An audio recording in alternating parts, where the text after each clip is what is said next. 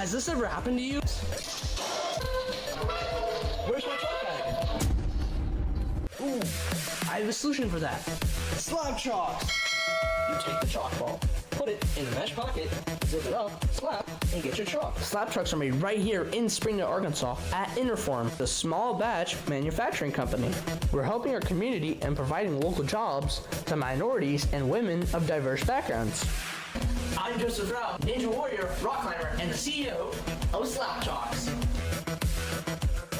Ocean Needs Everyone is celebrating 5 years of saving the oceans. My name's Enzo, and through Ocean Needs Everyone, I help save the ocean by doing beach cleanups, seal and mangrove plantings, making art about recycled plastic, and making films regarding the ocean's health. How can you help save the oceans at home? Well, even if you don't live near an ocean, trash can end up in there eventually, so cut down on your use of single-use plastics. If you see trash on the roads or beaches, make sure to pick it up. Use less gas-powered vehicles, fish responsibly, and help support local organizations. I started my organization when I was 12 years old because I wanted to make a difference. So remember, you're never too young to follow your dreams and make a change. Let's all save our oceans together, one piece of trash at a time.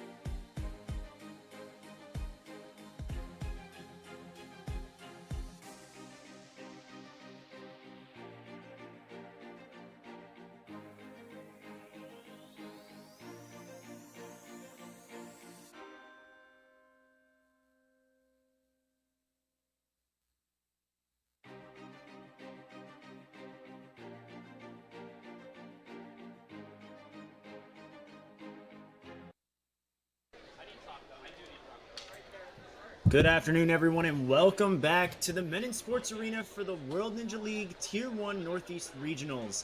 I'm Kane Casillas, joined by Kane Malden, and today we are going to be kicking off our challenge course for the preteen male division. A challenge course is a course where athletes will have 2 retries per course and 1 retry per obstacle. This means that you cannot fail the same obstacle twice, or you cannot fail 3 different obstacles, or your run will end. The total placement of the athletes on the challenge course will combine with the placement that they earned on the flow course to create the course overall leaderboard, which will determine who wins this regional championship. I'm super excited to see how the course has been adapted for this younger age bracket. Preteen male is 11 to 12 years old, and we've got some very stacked athletes coming in, Kane. Wouldn't you agree? Oh, absolutely. I mean, just to name a few coming in, I mean, we have Ethan Poe, Lucas Pine, Owen Koff. By the way, Lucas Pine did really good in the Tier 2 championships. We have Joey Bank, Ethan Tobias, Lucas Brozina, Michael Lasenko, Alfio Charon, Will Vaz at the end. in his first year, I believe, in preteen. Wow. No, that's Alfio. That is definitely some big names to look forward to, and I'm super excited about that. Our athletes have qualified from gyms all throughout the Northeast. They don't have to be from the Northeast. People are allowed to travel to qualifiers anywhere in the world. That's why we're the World Ninja League. And some of those athletes, we've had a couple come in from Canada this year, and quite a few from other parts of the United States as well. Pretty exciting. At the end, we are going to be granting a total of 40 qualifying spots to the preteen male division. We have about 65 to 70 athletes in this division, so the top 40 will be the ones advancing. Yep, that's right. It's going to be an all-out brawl between, what, I think we are in the 60s in regards to the amount of competitors competing today. So keep in mind that anyone who qualified via an event before this, their spot will be relinquished to a spot lower than the top 40. So there are many people, I'm sure Will Vaz is amongst them, who have qualified for the Tier 1 World Championships here. So we'll see. Yeah, and super exciting here. You can see the athletes shifting over to the left side of your screen, folks. They're going to be watching on the sidelines. We have a demo run coming up so our athletes can get a look at what to expect from the course. Of course, previously we had the young adult run, and that course was very, very tough. We only had 3 finishers. Preteens, it should be scaled accordingly to make sure it is a fair and reasonably challenged course for all of our athletes here. We'll see in a minute.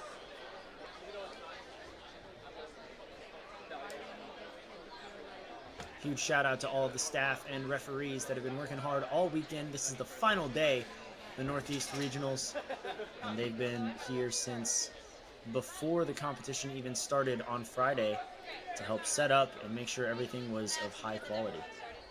Oh yeah, absolutely. Just while we're here, our 2 sponsors here for this event, NinjaWorks, an essential part of the World Ninja League. We don't know what this sport would be like without them. They are responsible for our timers, for our buzzers. They keep track of all the runs in real time. And for more information, go to the World Ninja League website for all the results of every qualifier and every event held within the league. And then, of course, our other sponsor is Stage 4 Designs. They provided all of the obstacles that you're seeing right now, including the obstacles in this demo run. Huge shout out to them for some amazing builds. You can check out stage4designs.com if you're interested in bringing some of those obstacles home. Yep, the first 4 obstacles, there's the little French toast sticks into the trapeze there. The cliff toss, or cliff tilt, sorry. You grab onto that board and it tips over. You gotta lean with the drop. And you go into these ledges. Is that a vertical limit in the middle? That would not surprise me. Man, these preteens are gonna be in for a world of hurt. But then we have the vault rails and agility discs. Pretty easy balance obstacles, keeps the pace up. Then you go into the windshield whip. I believe that is a cliffhanger that you jump to from a TikTok. Piston lane, relatively straightforward. And then, oh boy, this is back. Yep, we are back to where our athletes will do cliffhangers and Lachey over to the hatchets. Just like that. Straight to the buzzer. Time limit will be 3 minutes. I'm very curious to see how our athletes are going to fare. Man, that obstacle wreaked considerable havoc earlier. We saw many of our preteens yesterday make it to this obstacle, but it was so tough. I believe only 3 were able to finish yesterday on this obstacle.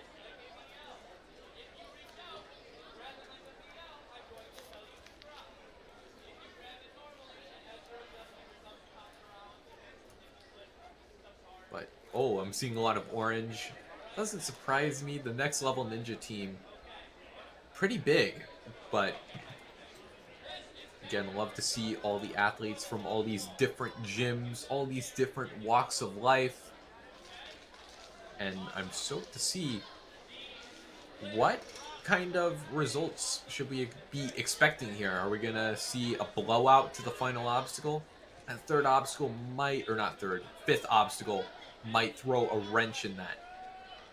Yeah, I have a feeling these early runs are going to be a lot of people just trying to figure out that fifth obstacle with that cliffhanger to vertical limit back to cliffhanger transfer.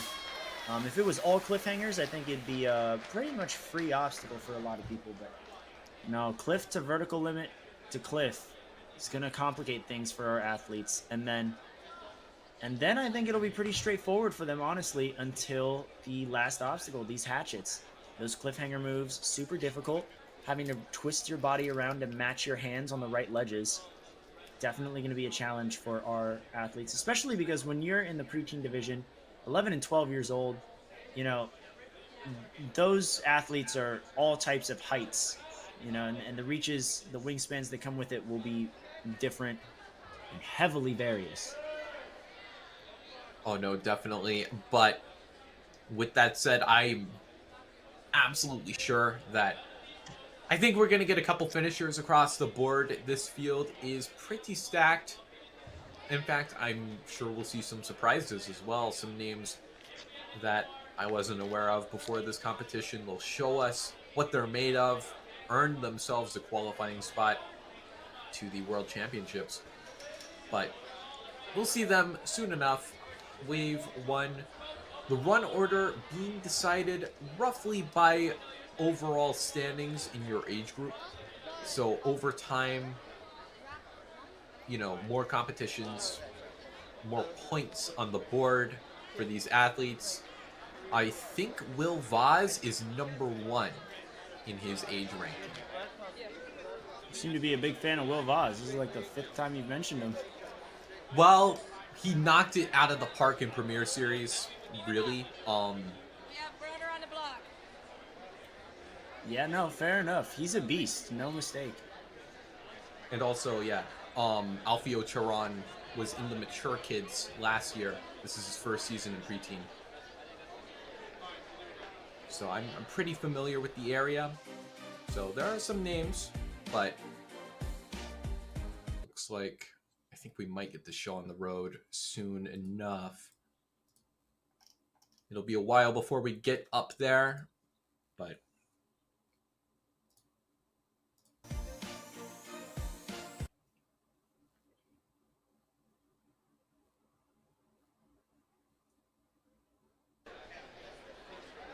All right, there we go. We've got our first athlete at the start line, Dylan Tang. I think that is New York Ninja Academy by the looks of it. Coach kind of visualizing it for him.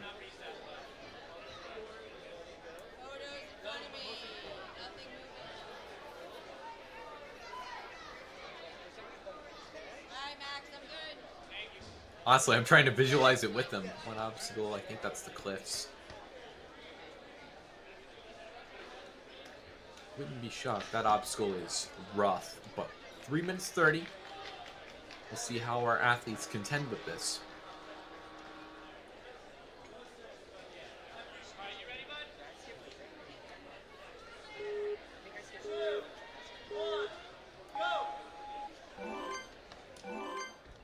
All right, Dylan is off, starting our division strong. Coming onto the door drop now.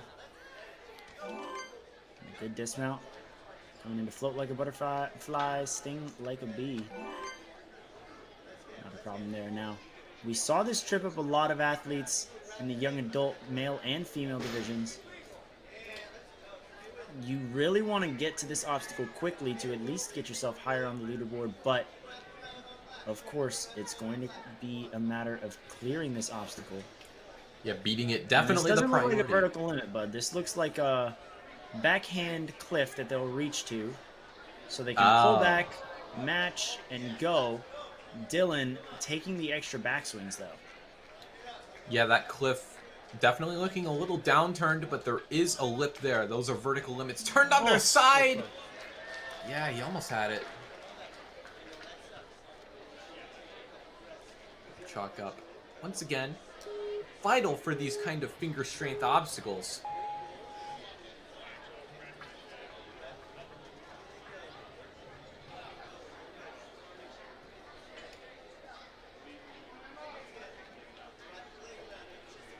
You can see there, hands only allowed on those blue holds. Feet, oh, almost slip off, but he saves it. Staying alive, Dylan cannot fail this obstacle again. The rules for the challenge course, you cannot fail the same obstacle twice. Oh! Couldn't quite follow through with the right hand there on the downturned cliff. Still, I mean, after that, keeping the foot on the gas, Dylan. Oh.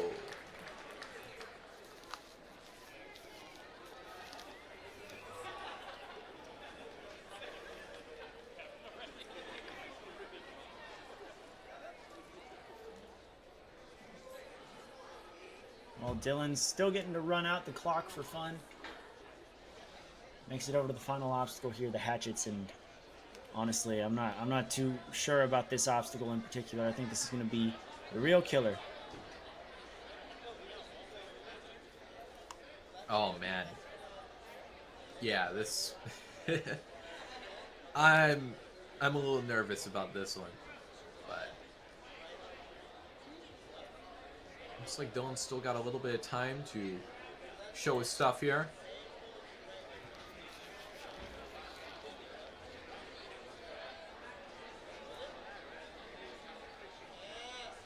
Oh, you know what?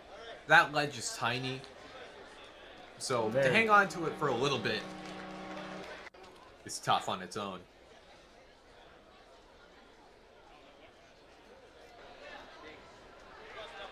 Okay, coming up to the start line is going to be Blake Andrich Viola. Also coming out Next Level Ninja, though the orange shirt needs to be covered up by a sweatshirt.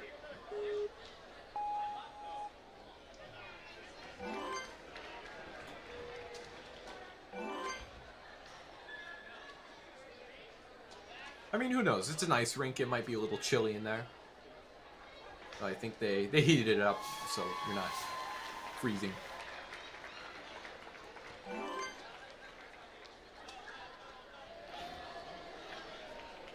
Smooth move so far.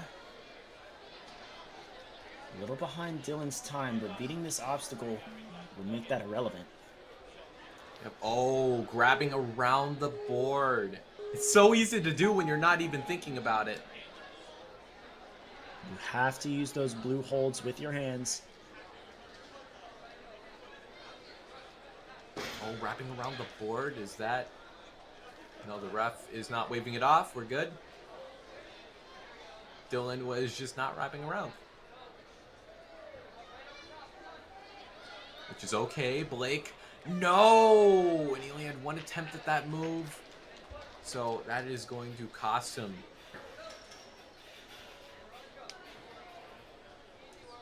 A little scary there. But eyeing up this jump to the ledge. And he's got the right idea with the TikTok. We've seen before that if you don't quite have the rhythm right, it's tough to gain the necessary momentum to get to where you want to go. Blake, though, on the final obstacle.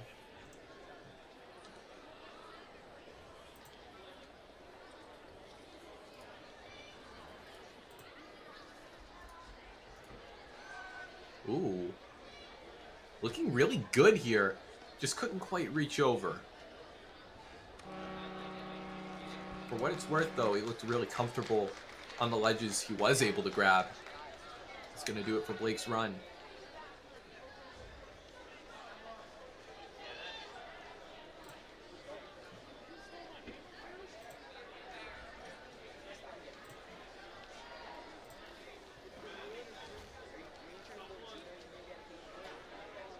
As we move into Logan here.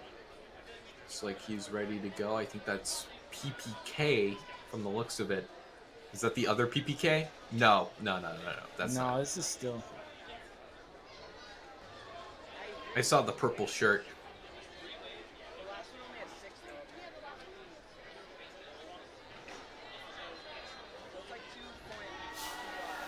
All right, well, Logan. Looks like we're about to go as soon as the ref gives the okay.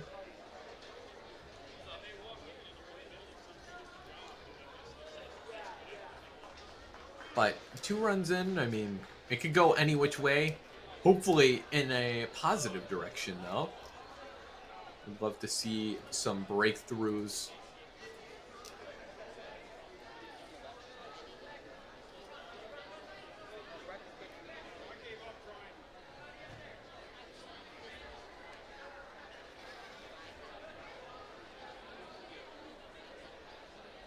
Again, I don't know. It'll be tough to say early on, again, because usually the results that start a wave or an age group aren't always indicative of what's to come. Sometimes they are, especially if they're a little bit on the smaller side, but the results could go any which way, truly. Still, though, we have yet to see anyone get through the cliff tilt. It's just an awkward move, right? To go to the back-turned cliff.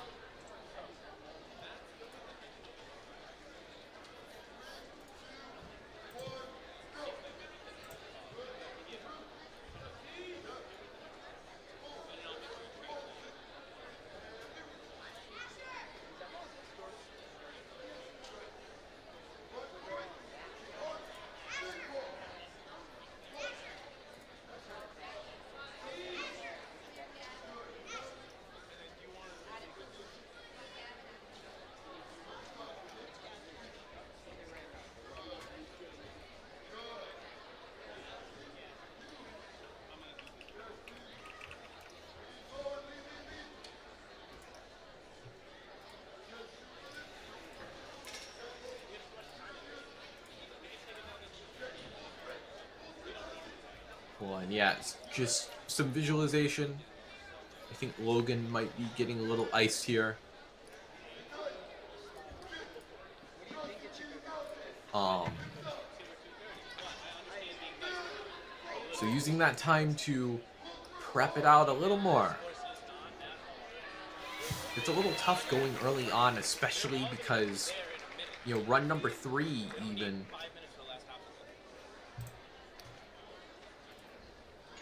You don't have a ton to work off of.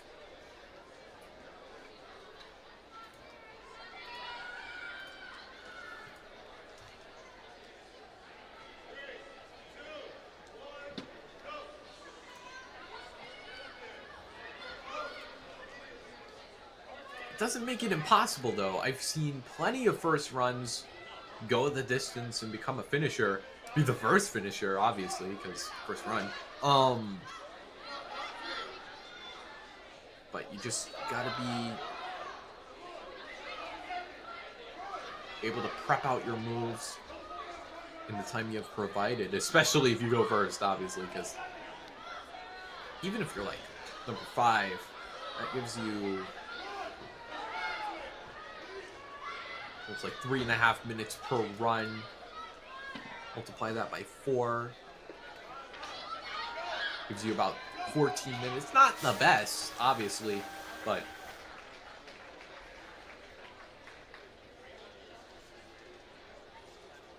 definitely something.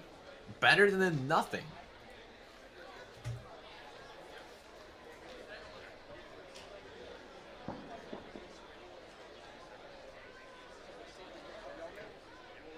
And it's going to be Logan Gifford? I don't know if that's pronounced with a soft G or a hard G. I think Gifford. It's the O that you're mispronouncing. It's Gifford. I blame it on the GIF.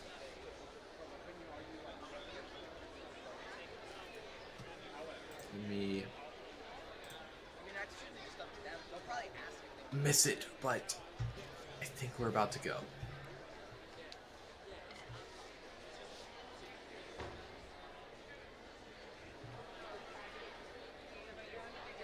And again, this cliff tilt looking to be an early stopping point.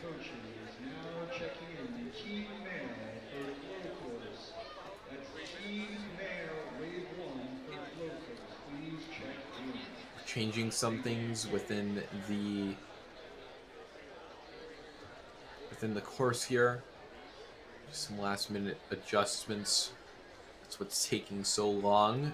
And then we will be back.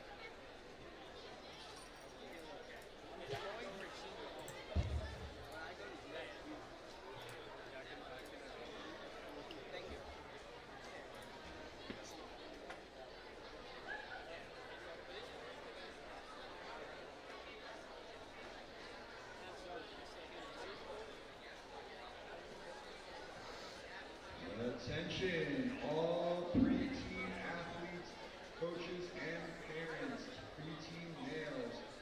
The time limit for the course has been updated to 3 minutes. It has been updated in the living rulebook. It is now 3 minutes for preteen males for challenge course.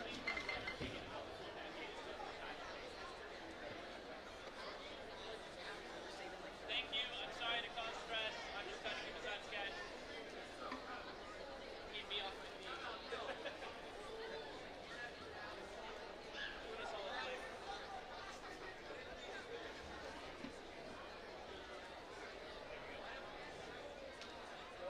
We good? All right, so I think Logan is about to run.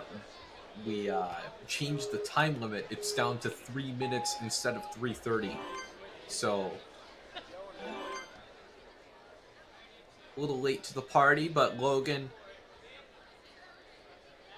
Zero momentum there. Has to start from scratch. That's losing a lot of time there.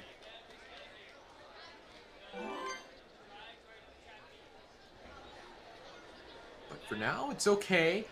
Logan, what this really is going to come down to is this, but is behind Dylan's pace, which is gonna force him to have to beat this obstacle if he wants to go any higher. Oh no! Falls back.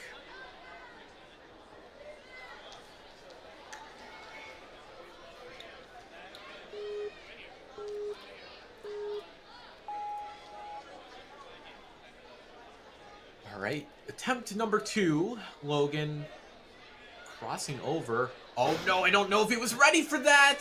Ah, No, he was not. yeah, you gotta be careful with that board, because if you don't treat it lightly, then it could tip prematurely, and if you're not ready for that, then that'll happen. But Logan, get a carry on.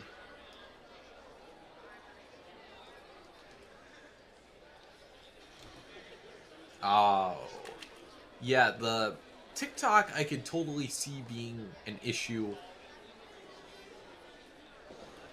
as it was last division.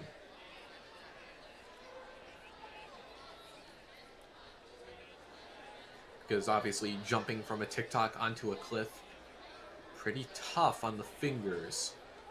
But Logan making quick work of the pistons. Now down to this dastardly obstacle.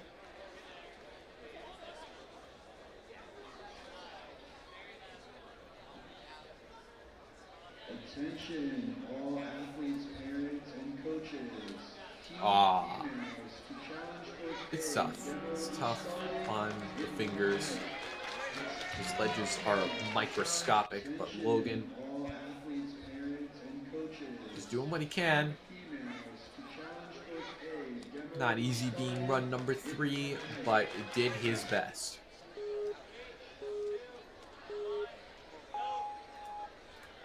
Okay, straight into our next run here.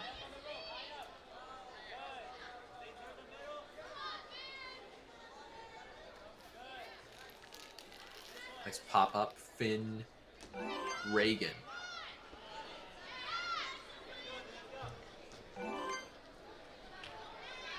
All right, with that time to the obstacle, jumps into second. Like I said, getting to this obstacle at a fast pace will help you because there's bound to be a lot of athletes who fall here. So getting there quickly is definitely going to be beneficial. Of course, beating it, though, is ideal. Absolutely. Finn climbing up top. Okay, now this backwards grab is proven to be kind of deceptive. And that's why you gotta really stretch out. Oh.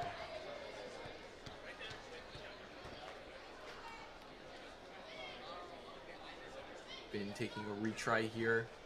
That's a really tough move.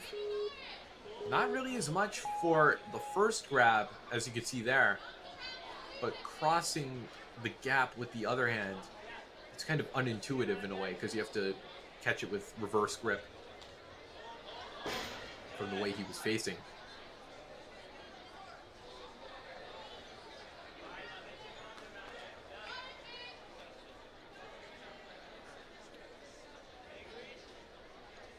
Gets the grab. He's going to have to give a nice pull back. You can't just be at a dead hang. You got to pull back, match and go, and launch. But nice sprint into the TikTok. Looks like he knows how to build up some swing.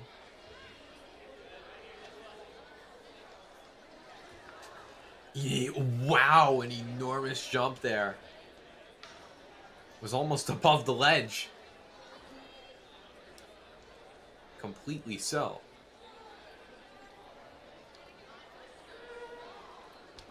Oh, I like what he was doing there. Maybe could have gone for the static, but whatever floats your boat. Down to the final obstacle here. Ooh. You know, he was looking pretty strong there. It's just a matter of actually reaching the ledge. Easier said than done. But still, the cliff tilt proving to be trouble.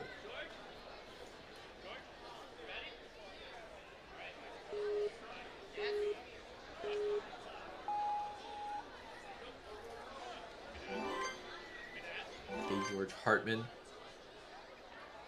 I believe that is a center court shirt. Great facility.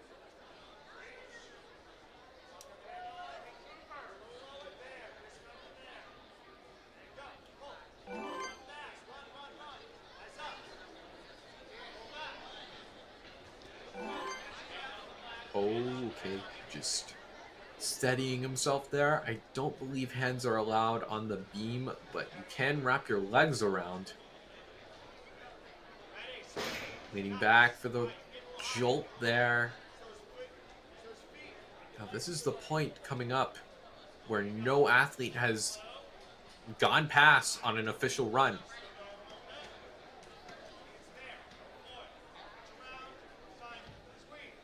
Okay, looking a little more solid here. George, Nope, no. Go on the front swing.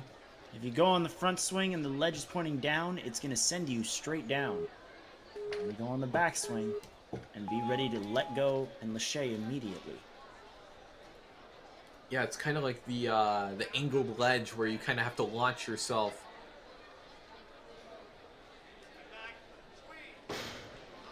Oh no! But it's the drop that gets him.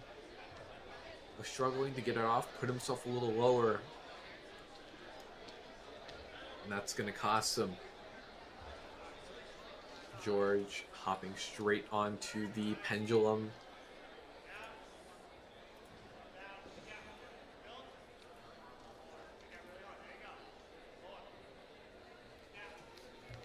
Looking back. He's about ready. Ooh.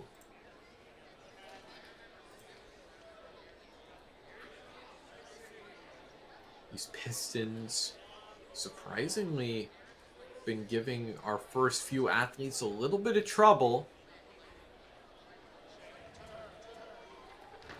Oh, went for the hop. Ow. It's tough to do it when it's just kind of wobbling around. Doesn't give you a clear picture of where you're going to land and where the piston is going to be when you land. George going to run to the buzzer. That's going to do it for his run. Still that move proving to be trouble.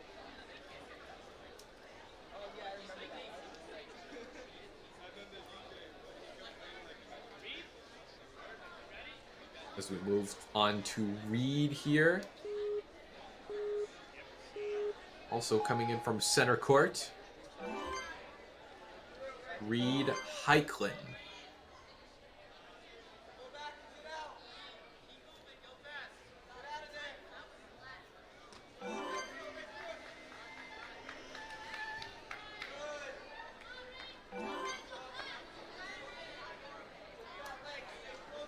On to the fifth obstacle, obstacle 5. This is where it gets real. Really stretched out across the board. And look at that. Drop barely made an impact on him. Facing backwards. Oh, I like this. Kind of reaching back. Very smart. But... Now to set the swing and launch. Yes, no! No! So close. Just needed a little more power in that lâché. Hopefully he can clean it up on this retry. I like what he did there. It was almost like a little coffin move into the second ledge.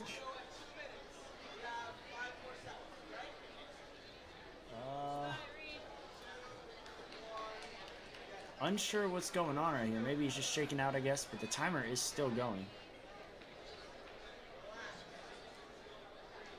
Yeah, obstacle does not take too long to reset. Reed, though, I think he can get this on his second go. All right, scene of the crime. Gonna stick that ledge. Oh, he's got to get a big pop.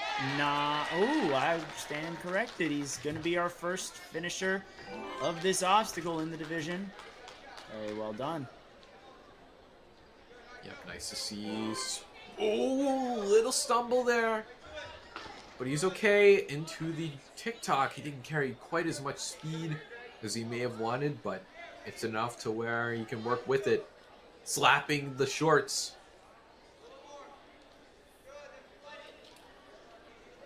Smart move going into the cliffs here. Oh!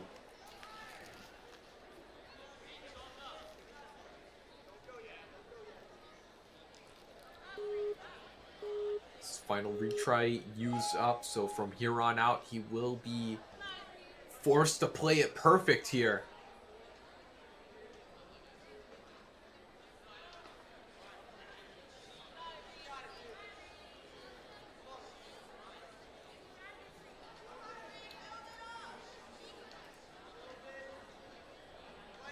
Down to 35 seconds.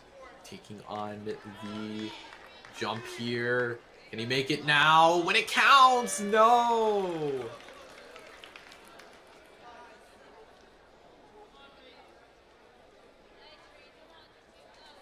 Reed couldn't quite make it, but gonna take a little extra lap here. Try out these final two obstacles. Ooh, nice lock off, but he couldn't quite reach the ledge. Okay, yeah, just having a little fun now. I mean, it's an idea, but those ledges are minuscule, so up to you, really. Still a great run out of Reed.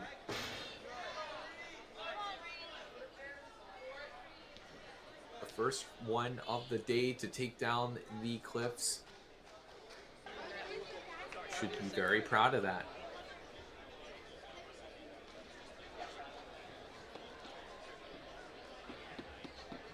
Should be getting an extra point, but otherwise, Reed still in the lead. Oh, I'm a poet and I didn't know it.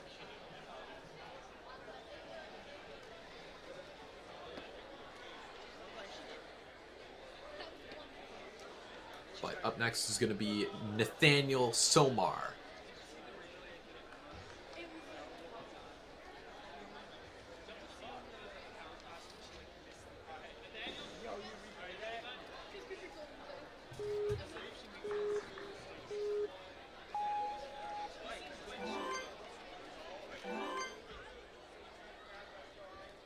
Nathaniel now making quick work of those first couple of obstacles, taking some extra swings here. Yeah, a little extra pullback never hurt anyone. Nathaniel. Yep, making sure that he's playing it calm and collected. Problem is with that, well, jumps into third actually. Fastest to that point by a little bit. I was going to say, you want to get through still relatively quickly. And if you can't, then you really have to be confident that you can beat this obstacle. Yeah, which I think he totally can. Reaching up to that first ledge. Almost looking like he's, falling asleep here. Looking as relaxed as he can. Okay.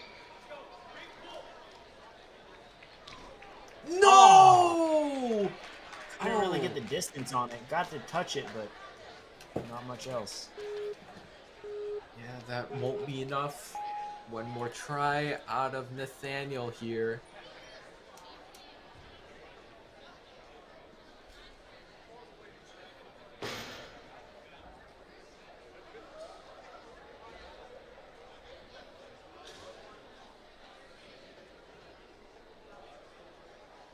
Looking good here. Again, big reach out. Okay. Look, that looks so sketchy from here anyway. But this move, can he recorrect? No, just backed off at the last second. There's a bit of hesitation, but the power was there in the swing. No, definitely. Time to take on the TikTok now.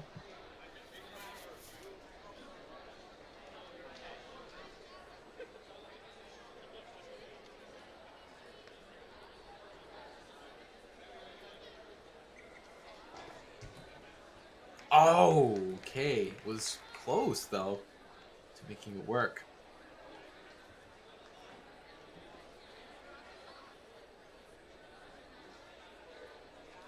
These Pistons, yeah, they look to be pretty far, especially 2 to 3 by the looks of it. So you might not be able to, jump the gap unless you're on the taller side.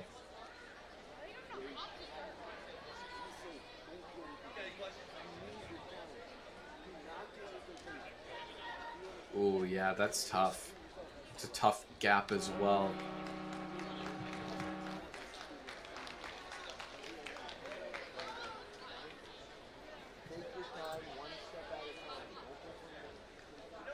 Still, though, good run out of Nathaniel.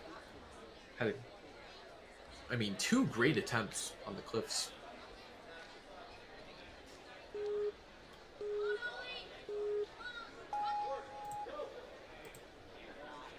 Now Oliver coming out of Nova Ninja. Oh, okay. Taking a retry on obstacle 3. Okay, needs to take this over. Not where you want to be using a retry with so many other major crux points on this course. Losing a retry early can be very detrimental. Yes, but also the time. Not going to get to the cliff tilt maybe as fast as he might have wanted. But let's see, maybe he's got this figured out.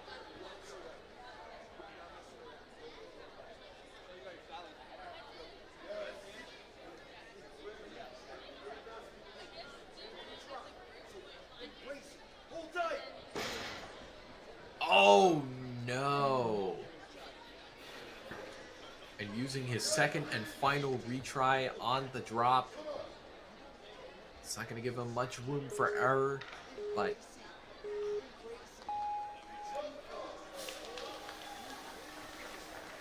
still has one more attempt here. Again, has to be perfect. If you use both of your retries, and I mean, you cannot fail for the rest of the run.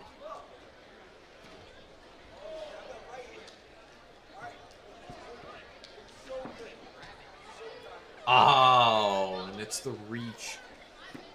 Again, I equivalated it kind of to a boulder problem in the young adult division. I think it still kind of holds true. Just the ledges are maybe a little easier to contend with.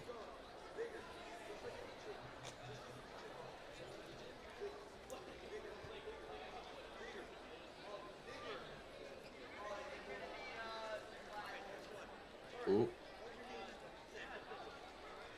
I think that was a close grip. Had both hands just... Yeah, I think what it comes down to there is positioning there. You got to make sure the rest of your body is in the right spot, not just your hands.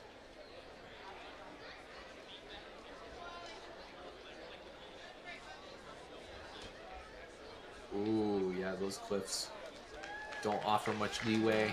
Oliver gonna wrap it up.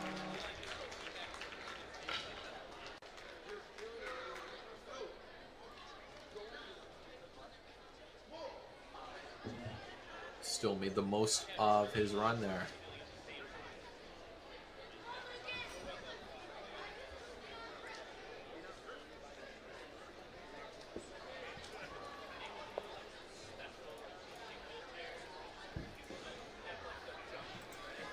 All right, Lucas now. Taking deep breaths, getting ready with his coach. Making sure he's locked in. You can see him rocking the Nova Ninja shirt. I'm pretty sure that's an older Nova Ninja shirt. He's probably been on the team for some time. Huh. That's cool. I mean, with Ninja, physical side, just as important as the mental side. It's important that you don't get nervous. Though it is an inherent part. Controlling it is doubly important.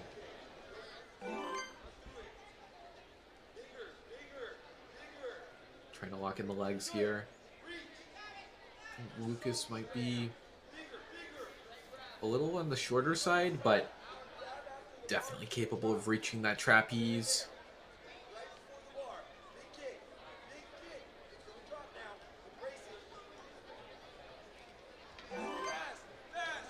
Easy, Lucas. Finding his way out of obstacle 4. Yep. All right.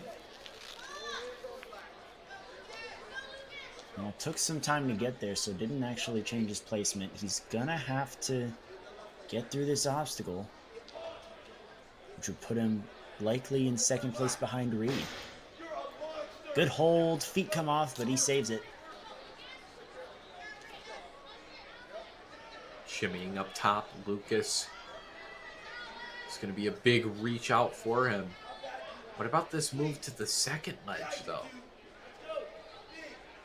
Now gotta build up some momentum for that back grab. Doesn't have the span for it, or at least didn't put enough power into that swing.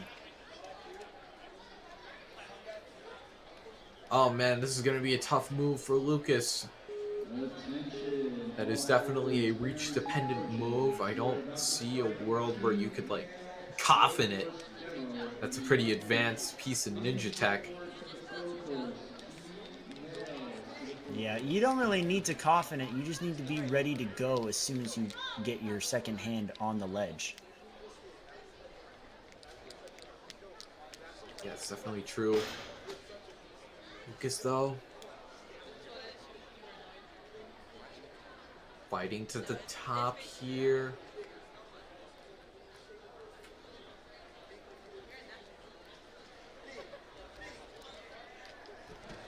Tries to do a reverse catch there and just didn't have the power for it. His official run's going to end.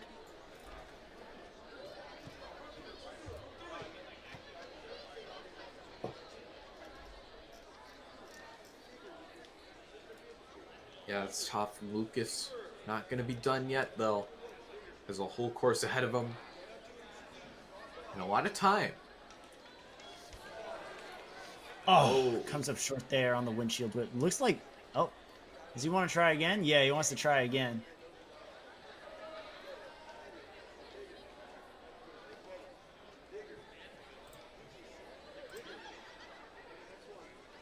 Yeah, there's a will, there's a way, and Lucas Oh, got both hands on it. I think he was just spinning, kind of.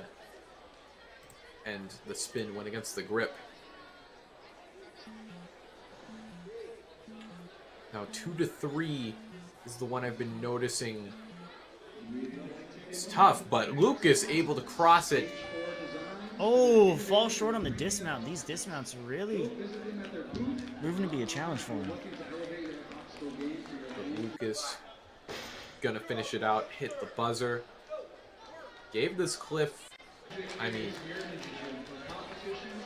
all the ideas he had in the think tank.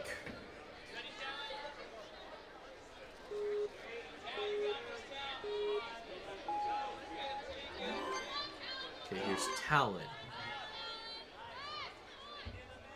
Run number 10 by the looks of it. A little high here, but not gonna bop the head or anything. Pretty quick to this point. Oh no, not on the blue. It's so easy to step there. Especially because generally, if it's blue, you will be allowed to use it, but not there. It's the throw the board backwards, does just that.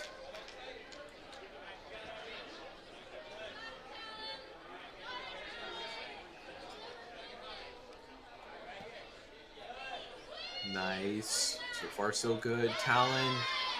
Yes.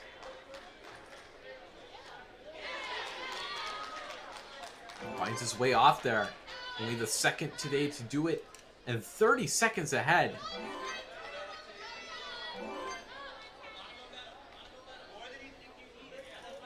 Now this was where Reed went out. Talon might, well, already is in first place, but extend that lead all you can, really. That's what you gotta do. While he's in the lead right now, I guarantee we're gonna get multiple athletes to the final obstacle. Might get some buzzers and whatnot. So Talon really gonna want to put some distance between himself and everyone else in order to stay at the top. Final obstacle would help with that. Let's see about this piston lane here. Climbing up. Ooh. Digging deep. Showing up here. The first of the day to make it onto the final waving away the obstacle. chalk too. Oh, never mind. Yeah, felt out the ledge and was like, eh.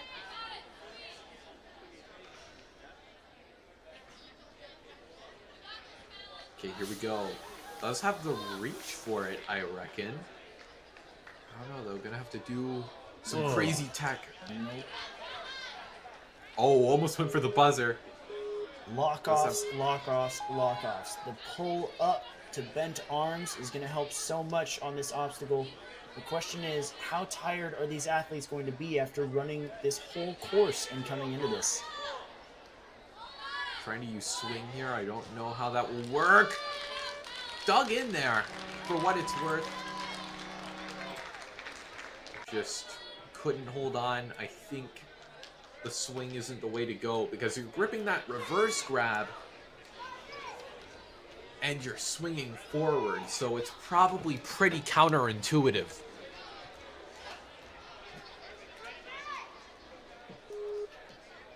All right, Bradley Danishred. Next level ninjas. You can see there by the orange shirt.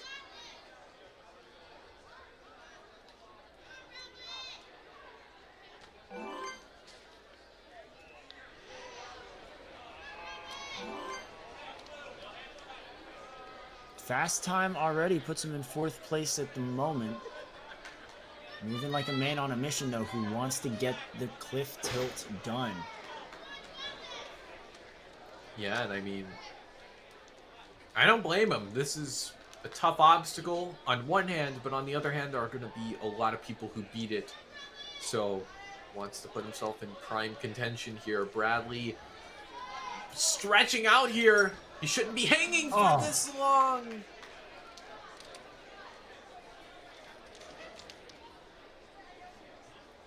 Okay, gonna take the mulligan here, Bradley.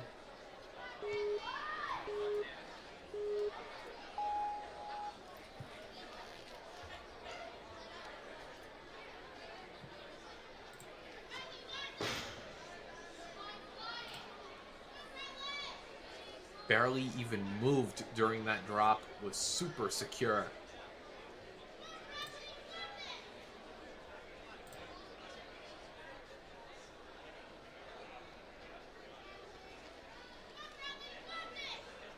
Okay, what about this second try? No! It's really, really about timing onto that ledge. As you're pulling your body back, that's when you want to reach forward, so you don't have to worry about dropping straight down. Instead, Bradley was already swinging forward a tiny bit, just a tiny bit, when he reached his second hand for that second cliff, and that was enough to send him straight down. It's tough, but Bradley making decent work of what came after.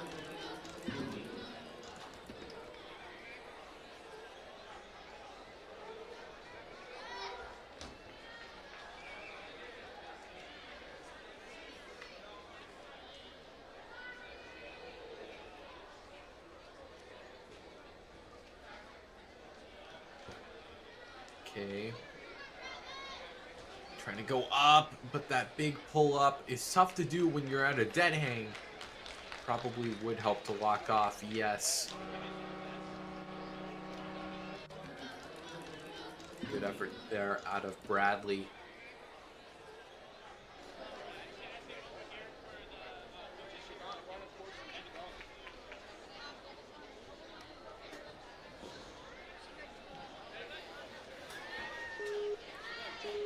Robert Martinez about to get this show on the road.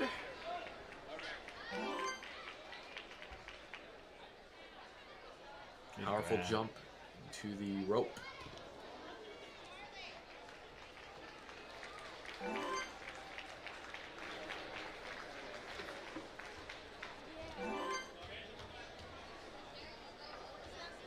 Smooth so far, but the cliff tilt is where things start to get tricky on this course. You really can't take any of it for granted.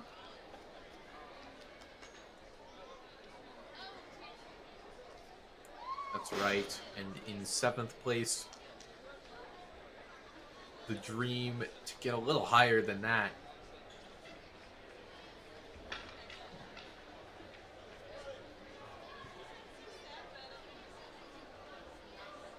Okay. Oh, no. Just doing it from a standstill. Robert doing the job of the reset team.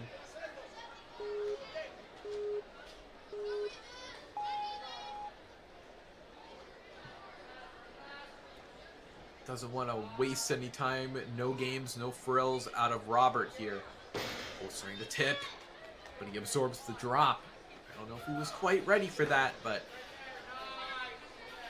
managed it quite well on the fly.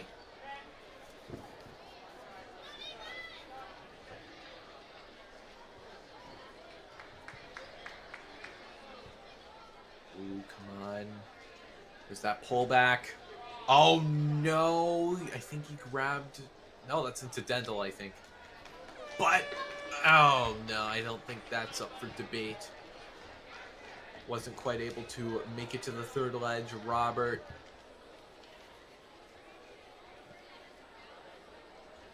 Still going to carry on, though.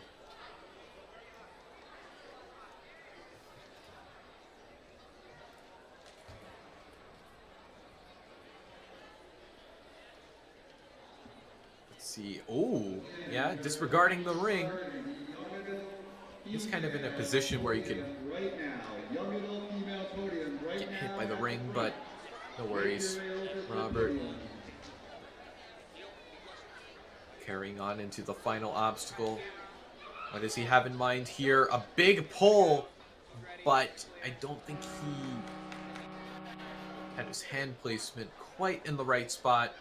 Robert Martinez's run will end there.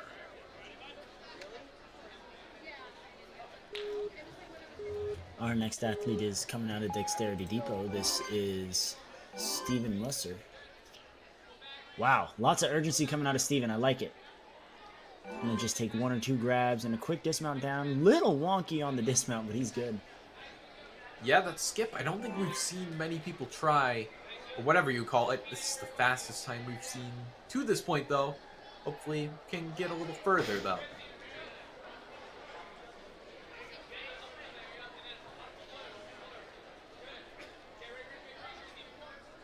Stretches out.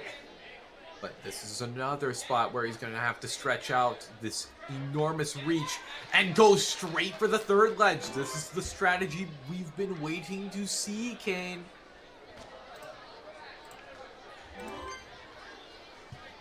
All right, here we go, coming right in. I like this, using the agility disc to build speed into the windshield whip. Currently, Steven has the fastest pace to this point. The Talon has still made it further, so Steven is staying in second for the time being. That's a huge swing and a great catch there as well. Coming up now, final 2 obstacles, Piston Lane. Getting through Piston Lane in a timely manner is definitely important. You know, there's a very high chance that, like past divisions, you see a lot of athletes make it to the final obstacle and run out of time. But looks like some of our preteens, like Steven, are going to opt to lâcher instead of static. They might not be able to make those reaches. Either way, Steven, on that final obstacle, has a whole minute 20 seconds left and jumps into first place off of time. Ooh, is he going to be able to lock off here? Oh, no! So close. Could use a bit more of a pull. Doesn't lose too much time or energy, though, so no harm done there. But this is going to be his last chance. Can Steven do any better here? Now he's going to match 2 hands on the ledge. Reach. He's going to go forward. And now he has a much better look at the finish platform. He's just a couple moves away. Popping over to the hatches and comes up short. Now that move on those last 2 ledges before the hatchets is very similar to what we see on cliff tilt. You have to set your backswing up early to pop right away. Oh man, but an incredible run, was the fastest to the final obstacle and showed us a glimpse of what it may be like to finish the course, setting an example for 2.5 waves to come.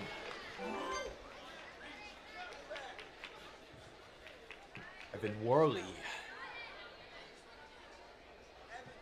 Looks to be from Nova Ninja.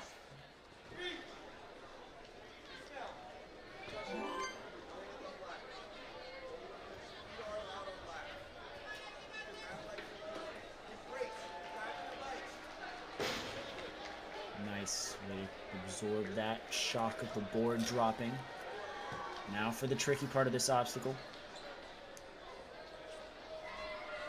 Trying to build up enough momentum for the reach. You can see that he's really using every inch of his wingspan he's got here.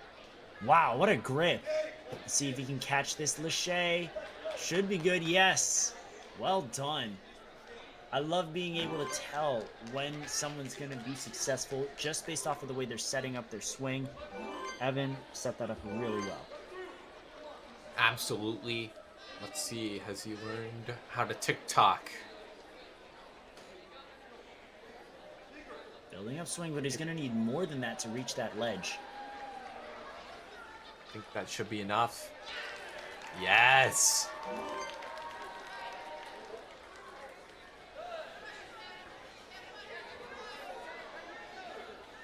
Going for the lâcher from the looks of it. No, static. Nice use of the wingspan. Oh, ripped onto the sloper.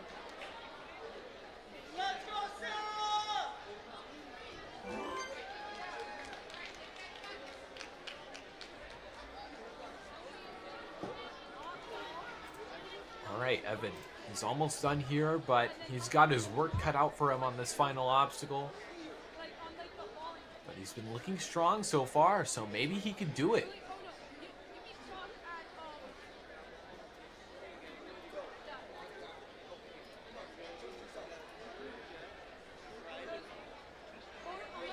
Does have 2 tries at it.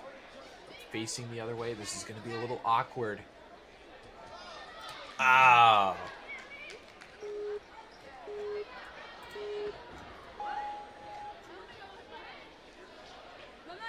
One more try might have to come at it facing the opposite direction on the ledge he is pulling up from, as we saw Steven do. Doing just that. Oh no, but the grip gives out. Evan made it to the final obstacle though. An impressive performance to see from our athletes this early on. It may be a sign of things to come.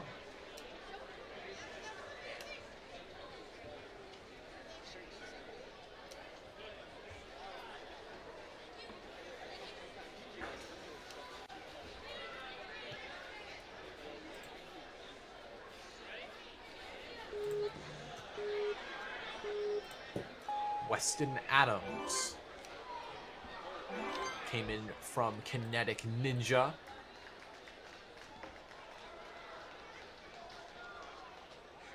Started doing Ninja in 2018? Wow. That's what, 7 years? Give or take? And he's 12. That's a lot of experience under the belt. And he finds climbing to be the most challenging obstacle aspect. Oh! I'm not sure what he was trying to do there. Might have gotten a little lost in the sauce.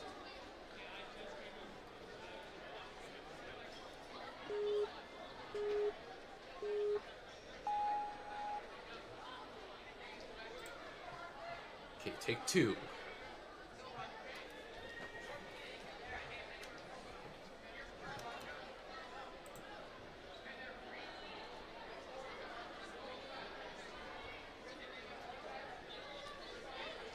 Trying to throw it back.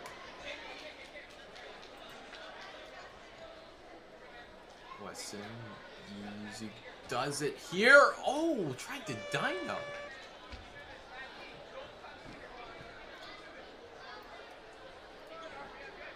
Yeah, maybe he wasn't sure if he could have reached out, tried to dino. Didn't quite work out for him. But Weston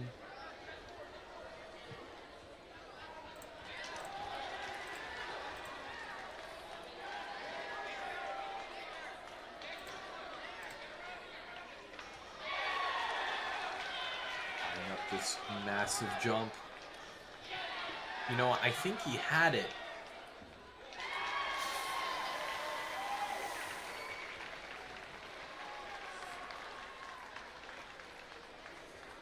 Couldn't commit though.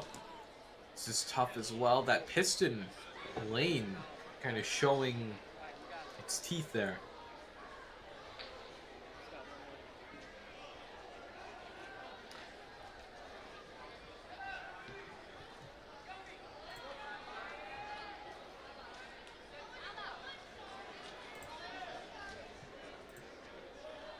On that final obstacle. Showing its teeth once more. Yeah, you can see there the dino. Honestly, it might have worked out. Might not have had enough wiggle room there, though. Ezekiel Curley on the move. This is his first year competing. Loves to create courses and obstacles. Also enjoys coaching his youngest brother and helping him learn new skills. Hopes to be a coach one day.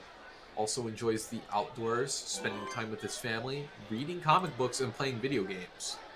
Hey, comic books. Can never go wrong with some good comic books. In fact, yesterday was National Free Comic Book Day. So hopefully he got some good finds. Now, a little bit of use of the blackboard there. Either the ref didn't see or just issued a little warning. All good.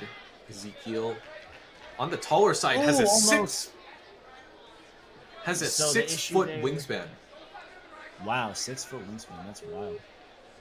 Now, he was a little crooked on that lache. His hips were out to the right, which probably means his right hand was grabbing towards the middle of that downward sloping ledge. He's probably going to want to bump that out to the edge of the ledge, the outsides of it, so that way he can be perfectly straight for when he sets that lache. I think he can get it. He seemed to have the height for it in terms of pops up.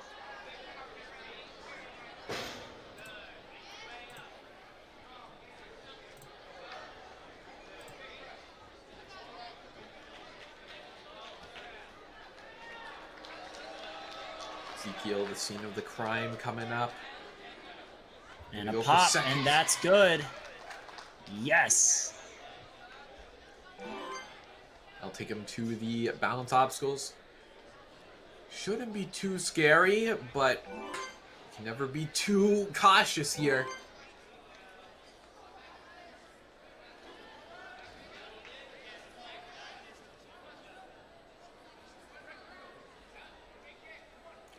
Really making sure he's exact on this. Turned to look different ways. I'm not sure. Yeah, I don't know if he knew which way he was going to jump and turn.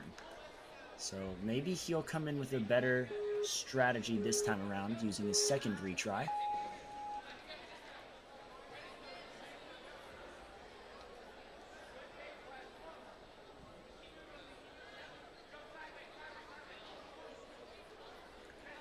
All right, okay. So, oh! Similar error there. No more retries for Ezekiel here. Gonna finish it out, though.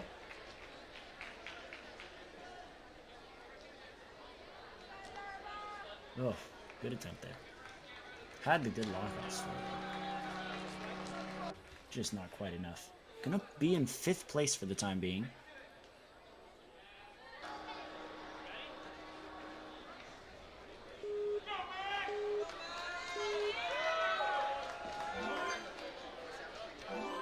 Okay, Max Frattaroli out of the Grit Ninja. Yeah. Max Frattaroli here.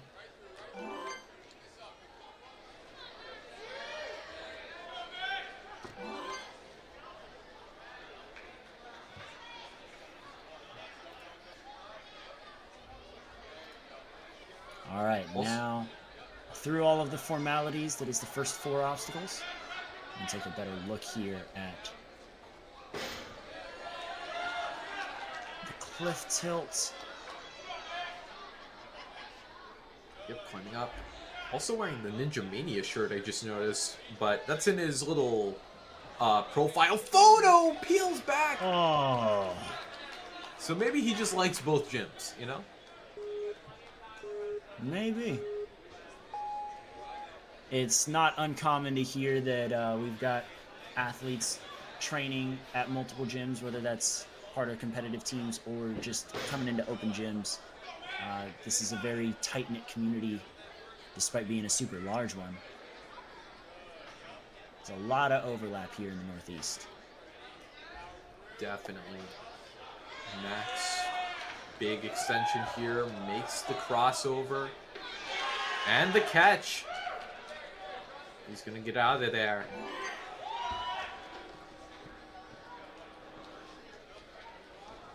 All right, now definitely turning on the jets.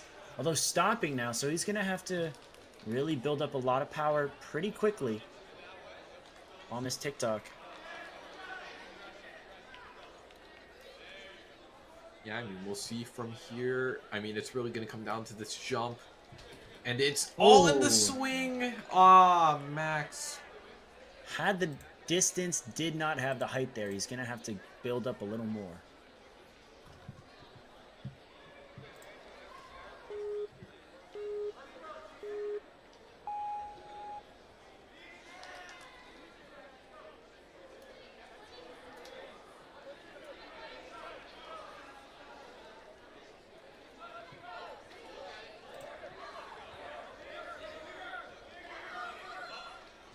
Max. Ah, too forward there.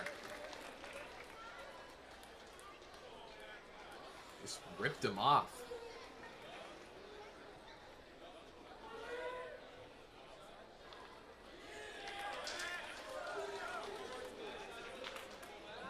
On his way out of the piston lane. Facing backwards. Nope, swapped. To gripping it like a sideways board.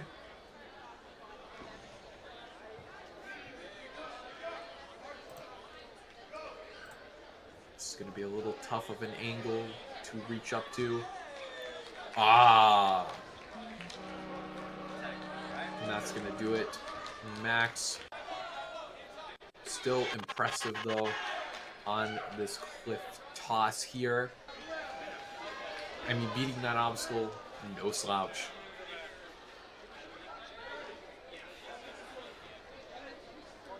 Alright, going back to the start, we have William Ringer, an Empire Ninja athlete.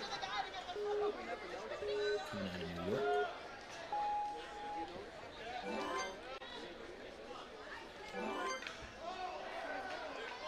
Indeed, William. Nice movements there. Doesn't use. Ooh, yeah, was looking a little Wonky. crooked on the way off. Yeah, wonky dismount there, but he's fine. Oh, he took a fall. I think he's really trying to go fast here. And sometimes speed kills.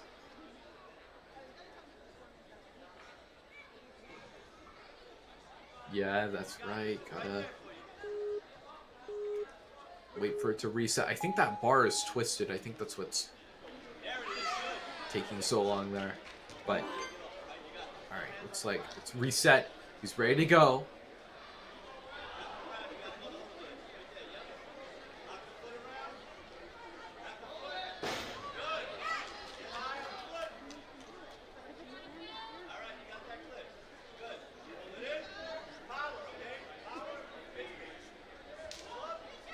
Oh, reach out. Yep, there it is. Ah, on the front swing. I don't know if that was the way to go. No, that's actually the exact opposite of the way to go.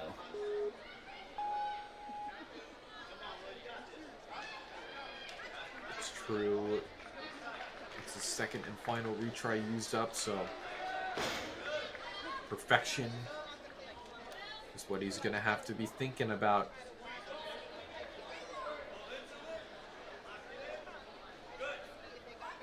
Should be good if he pulls back here. Got to set the hips too far out. Yep, and it's just not quick enough. By the time he was trying to pop forward, his hand hadn't even reached the ledge yet.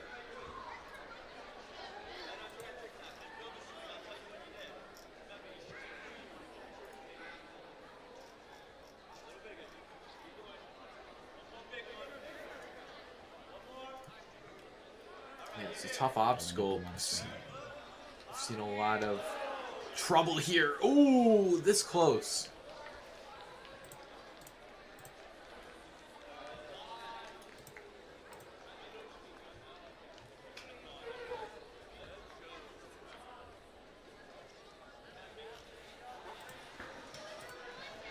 Taking it the easy way. I mean, that obstacle, not too tough. One more to go.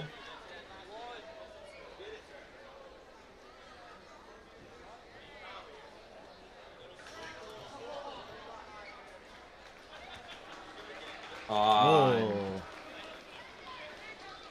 Not quite. Oh. Wait, gonna give it one more attempt here. Okay, I think gonna go to the buzzer there.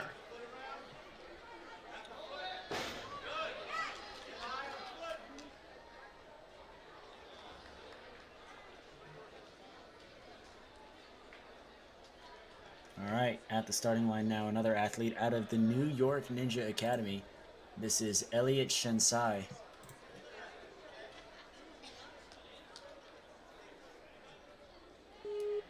He seems pretty ready to go. He's pretty dialed. And away we go. This is his first season in the league. Learned about Ninja through watching the show during the pandemic.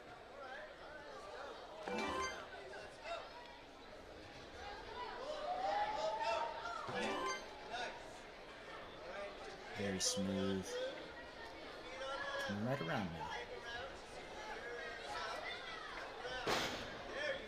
me. Ooh, good use of the legs there to lock in, make sure he doesn't come off. Yep, Elliott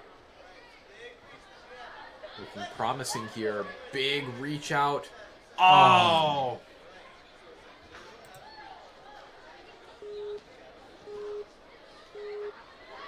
Gonna use a retry there. That's a pretty far gap for him.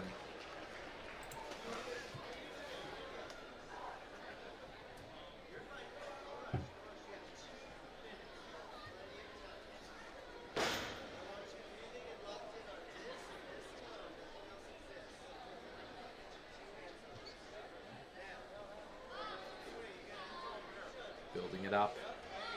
Let's see, might need to be a little quicker on the draw with the reach. Can't hang around for too long or he might peel out. Oh no, so close! Almost saved it with the other hand. Oh. Good balance awareness though. Not too fond of foot dexterity, but had great body awareness there.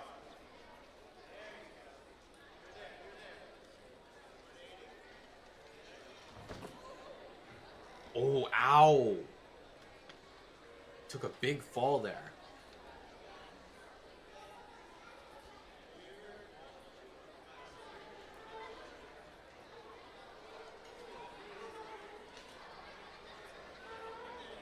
Elliott, massive swing.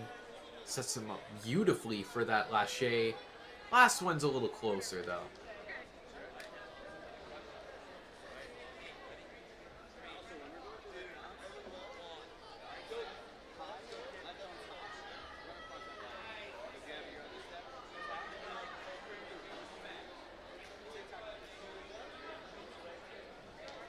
Okay, looking at this final obstacle, just trying to do whatever he can for the fun of it. And he's facing in the right direction. Big pull. Nice. One of the best attempts we've seen today. Oh, could he beat this? Oh, yeah, that spoke a little too soon there, Kane. Oh my goodness. Do not call it commentator's curse. Does not exist.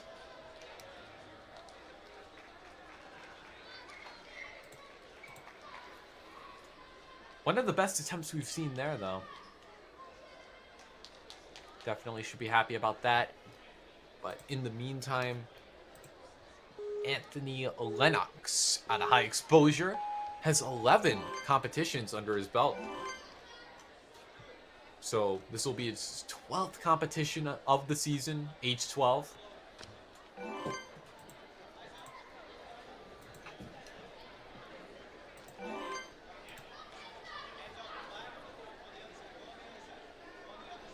Ooh, I like this. Picturing how he's gonna take it on, where he's gonna put his hands.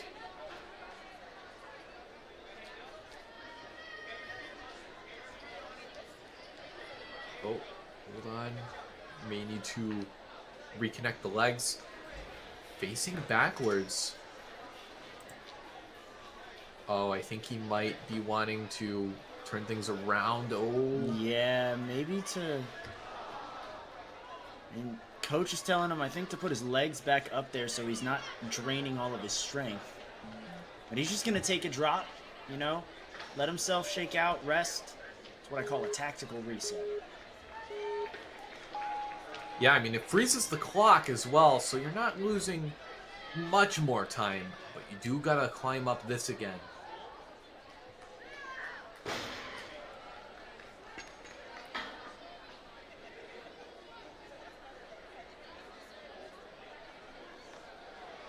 Alright, now, facing in the right direction, Anthony. He has one shot at this, though.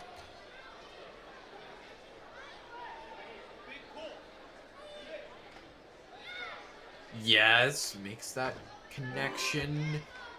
Sixth landing, Anthony. Oh, no! Uses the other retry there on the angle rails.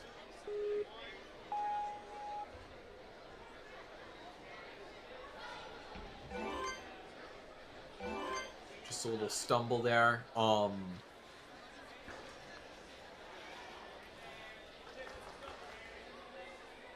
So cannot fail this, or he's done.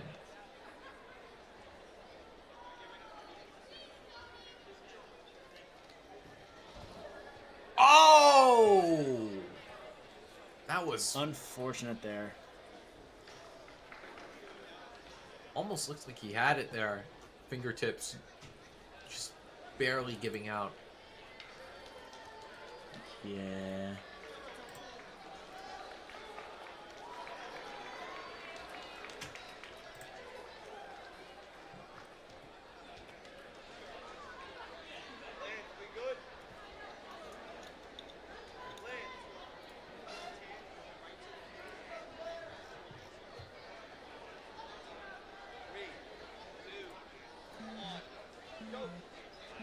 Oh, you know, had the right idea there with the grip. Was facing in the direction he needed to. Let's take a look at the athletes to come here in this wave. If we can.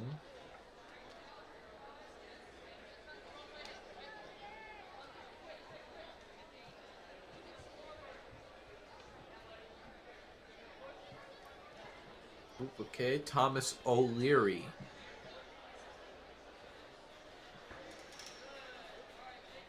Trying to wipe off the shoes. I don't think you'll necessarily need grip, but you know, go for it anyway. Doesn't hurt.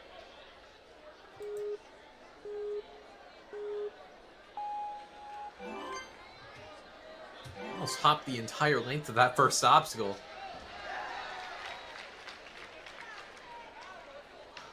Ooh. Big lâché there. Okay, Thomas. Okay. Tapped the ring and was like, forget this.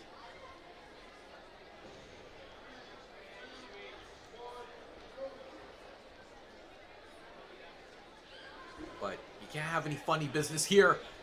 1-2 pop? Unthinkable here. That's exactly what we needed. Yes. Reverse grab out of Thomas. Slowing it down here. Okay. Skipping that step. Galloping through the agility discs. Chalking up while on the obstacle. I think that was the right call, though. This catch has taken out plenty of competitors on its own. Does look to be the fastest person to get here, though. But wants to get to that final obstacle. Thomas well on his way.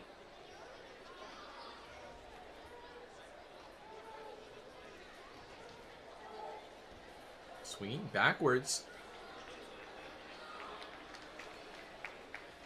But reaches the next two discs pretty easily, doing the Grit Ninja proud.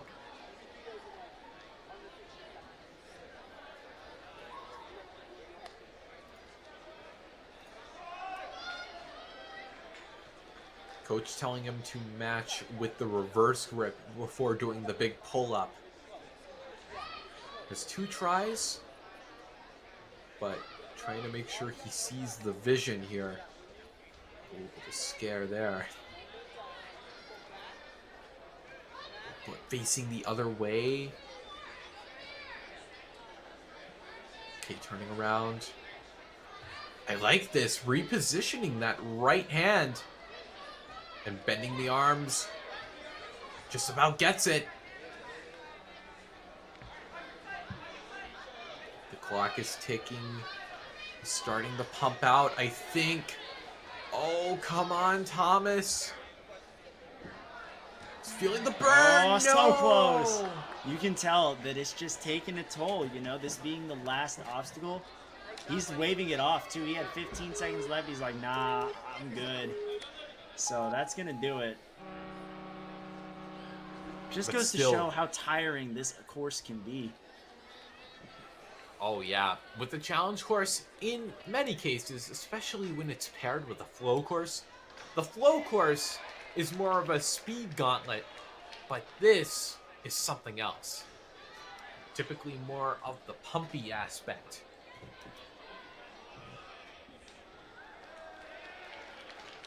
Oh, looks like he hit the buzzer.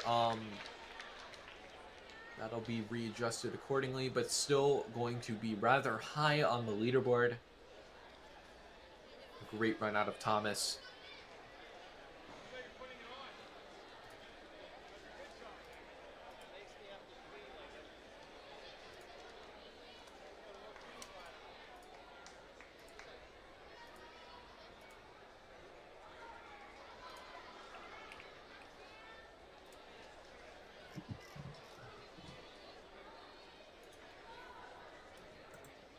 Austin Switzer, also a great ninja athlete.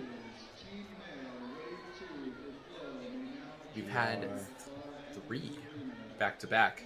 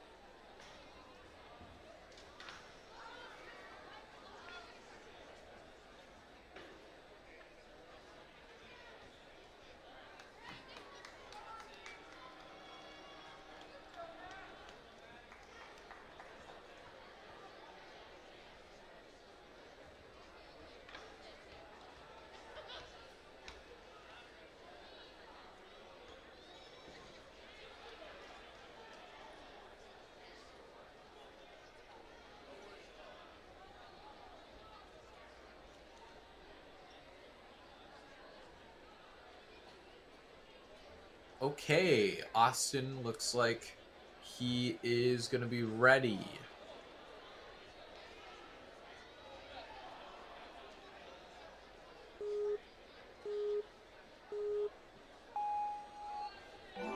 All right, Austin now pushing on through.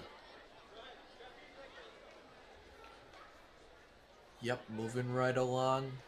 Was diagnosed with a rare health condition that led to a diet similar to a bodybuilder. Over the years, his body is healed, but that diet has led to continual strength and energy. Can channel that into ninja by the looks of it.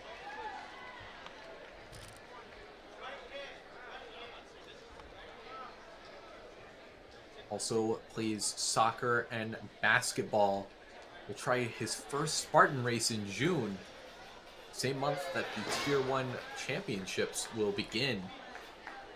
Love to see him there.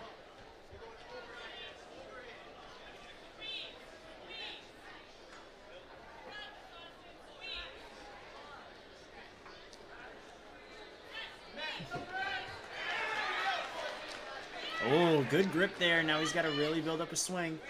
Can't overdo the front swing. Got to crank the back and go. Great catch. Nice job, Austin. Nice one. Swing. Just make that dismount nice and skippy. Going straight into the TikTok here. Getting lots of swing. Swinging so hard here.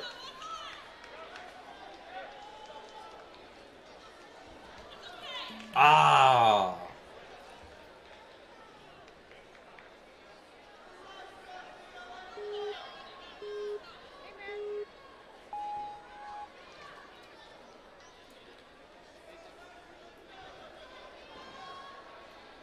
All right, slowly rebuilding.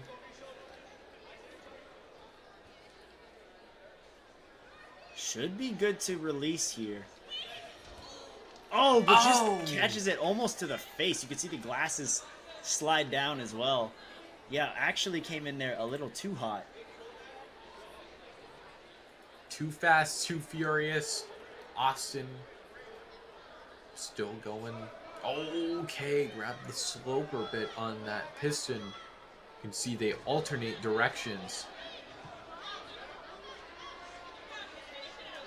Still, though, that run puts him in 5th.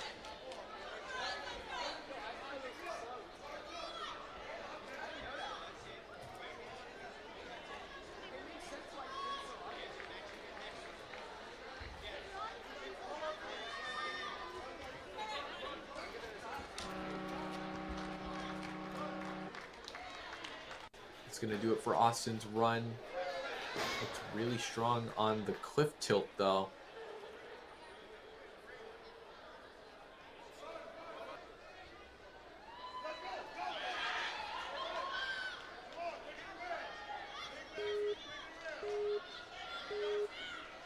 Danny Orff out of MLab says he's been leveling up faster than a demigod at Camp Half-Blood. Is that a Percy Jackson reference? Yes, it is. That's awesome. Heck yeah. Also plays the violin, baseball, basketball, and is a member of the Boy Scouts. And just to reaffirm, has more side quests than Percy Jackson.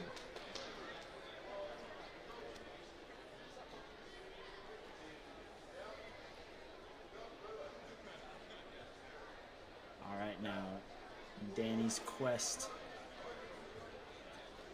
is underway, approaching the halfway point, but cliff tilt, the actual drop, giving him a hard time. Yeah, if you're a little high up, it can be hard to get it over the fulcrum there.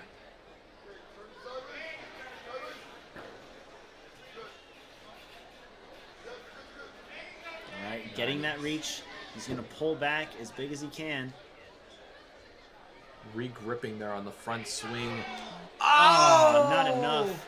He's going to need more than just moving his hand. He's going to have to put his hips back to swing out.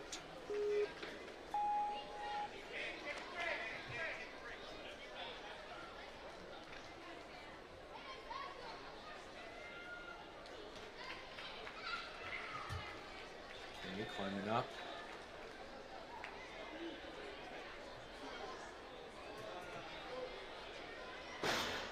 Nice, tips over much easier that time.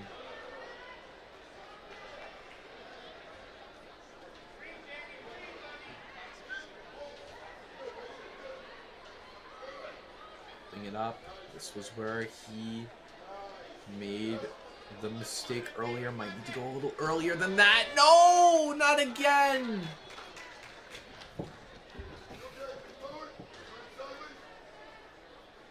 Oh, that's tough. Bummer.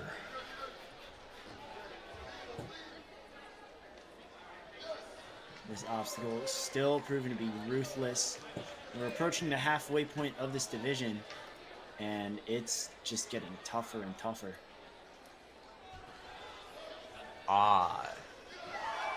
We've been seeing a lot of close attempts there. I think it's, there's more to it than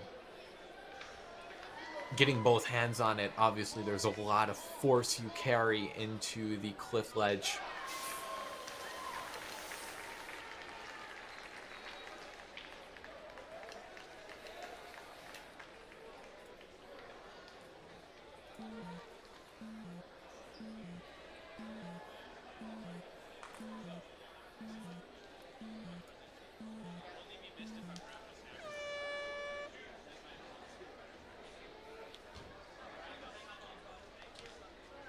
Okay, yeah, I think Danny's time going to expire.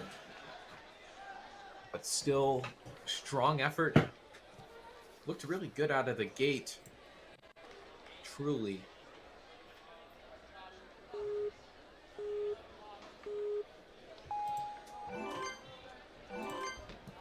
Well, it looks like we're going straight into our next competitor.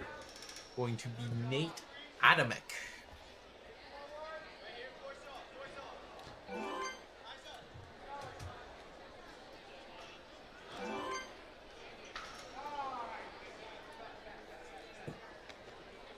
Already on to Obstacle 5, but this has been kind of a stopping point for many.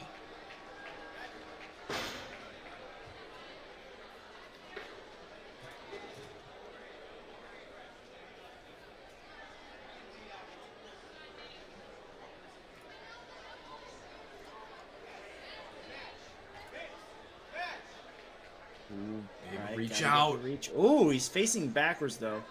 Gonna have to turn himself around, which he does. Yeah, not too tough. There's definitely enough wiggle room on that ledge.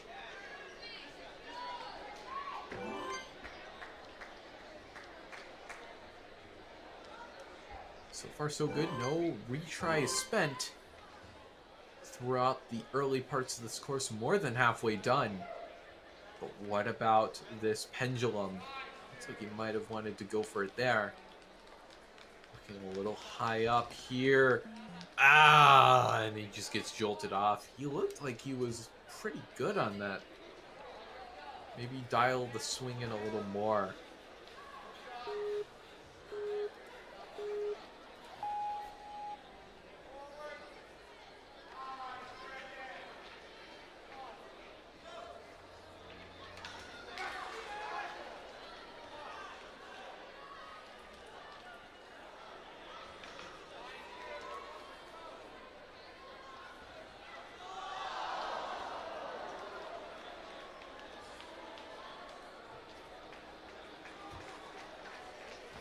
And Oh my Oh! goodness, the peels on this obstacle are crazy. took a massive spill there. Thank goodness for the mats. Yeah, definitely great mat placement there by the team. Getting off this scary set of pistons. Feeling like a steampunk on the way out.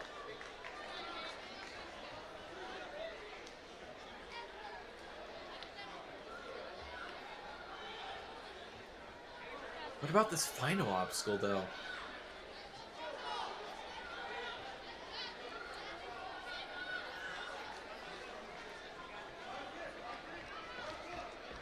Oh, was facing the right direction. That's just a massive move. Look at that, though. Was able to adjust. Went in facing backwards. But took it like a champ. Here's Michael Cleary from Freeport Ninja Academy. Big run back on the rope. Wants to ensure that he can reach the trapeze.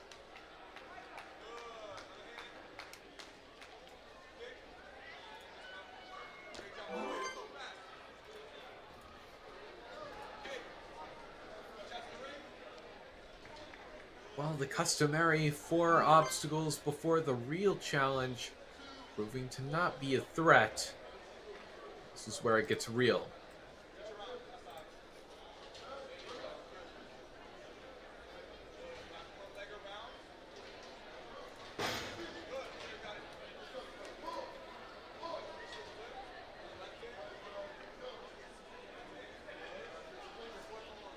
Something to note is that Michael is our 25th runner here in the preteen division.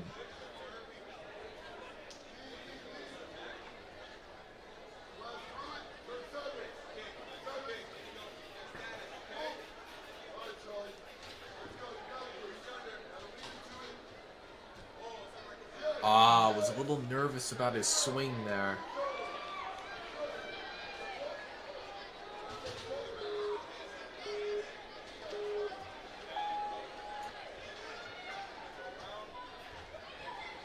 Alright, gonna give it another attempt.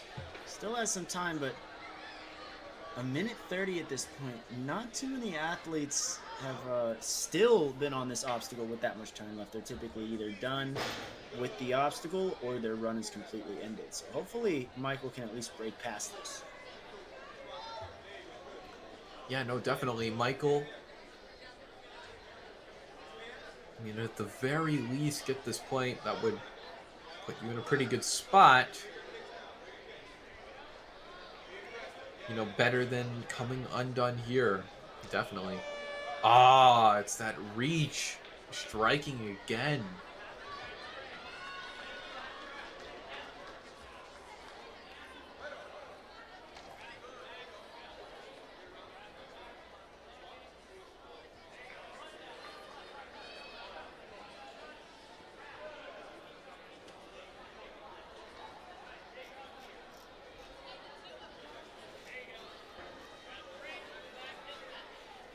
Got a massive amount of swing, almost going sideways. Oh.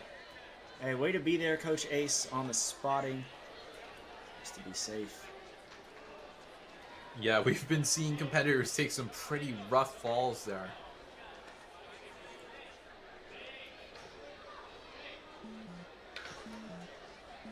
Down to about 10 seconds to do what he wants to do. Now, Kane, we are 25 runs in, and no one has finished the course. It's only It's been kinda 25 runs? It feels like it's been 30. We're not in the... Wow. By the looks of it, yeah, 25 runs. Wow. All right.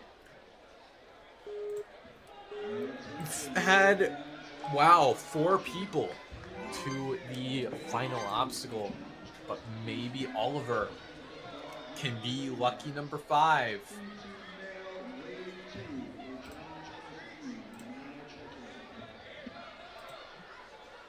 Trying to pinch with the feet, but pinching a rope doesn't work too well because your shoes tend to slide. Yeah, it's really best to just use that rope one time and get on out of there. Yeah, I mean, if you had to, you could do the wrap, but that's probably more useful for more long-term rope business. Oliver, though, not thinking about that, going into the... Oh, no! Pushes it over. Well, you know, technically... No, it's a retry. Okay. I was like, technically you could maybe try and jump to it and catch the holds, but never mind. It's going to be a retry there. Yeah, that is a no-go. Mounting on to the post. Gonna climb up. I mean, you gotta climb up anyway, so might as well do it before it tips over.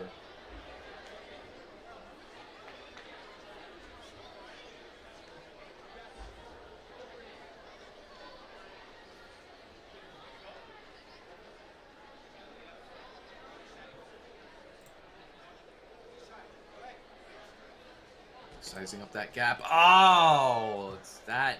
Oh, no, and because he had to reset it, that was his second fall on the obstacle. That's going to do it for his run.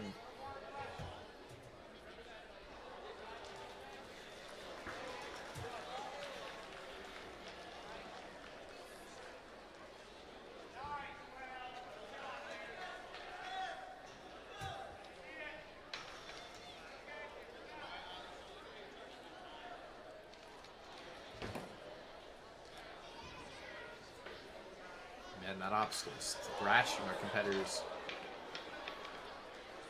Yes, it was.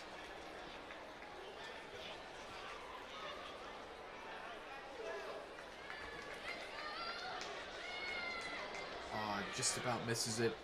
I believe with this run, we are down to our final 5 of the wave.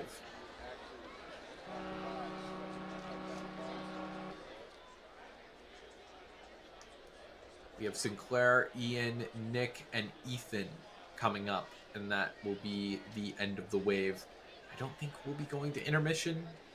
More on that when we actually get there.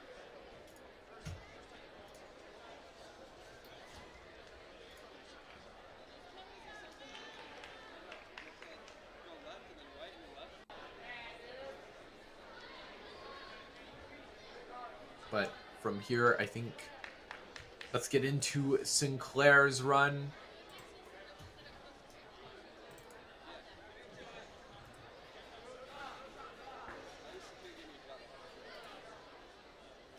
Out of Brooklyn Ninja Academy.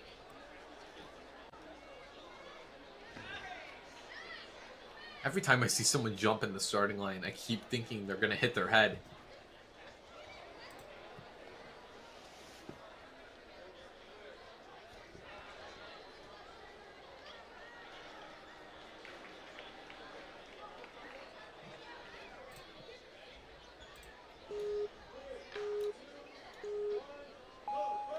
Sinclair did not. Quick steps to start the run. There we got Coach Darian there. Noticing the cowboy hat. Is that a theme here? Could be so.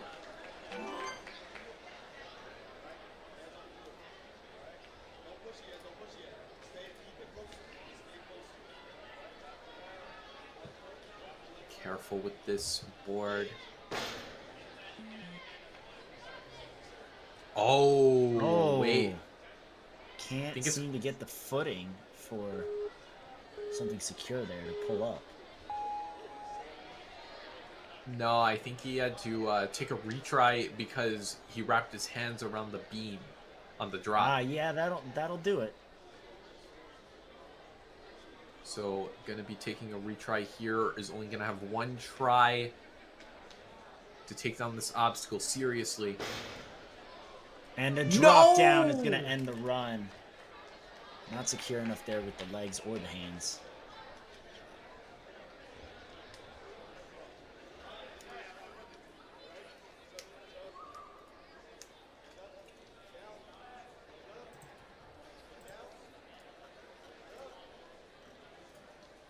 Yeah, well, Sinclair.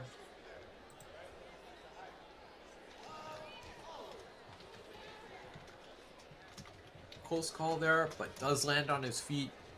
Can step right up to the second to last obstacle, skipping that first piston. Grabbing onto the slopey part, just taking it like a champ.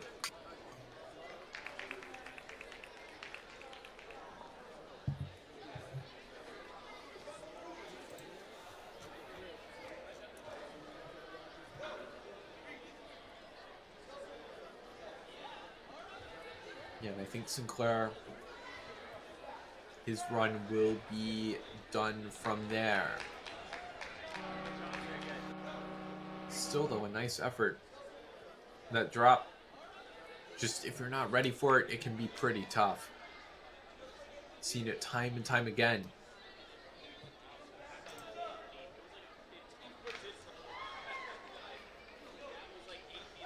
But with that, we are going into our third to last runner of the wave.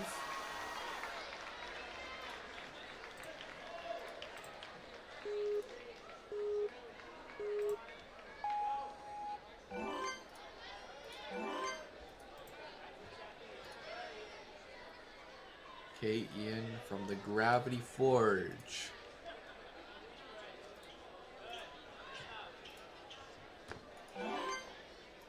Sticks the landing. And nothing to be scared of in the first 4 obstacles. Pretty simple.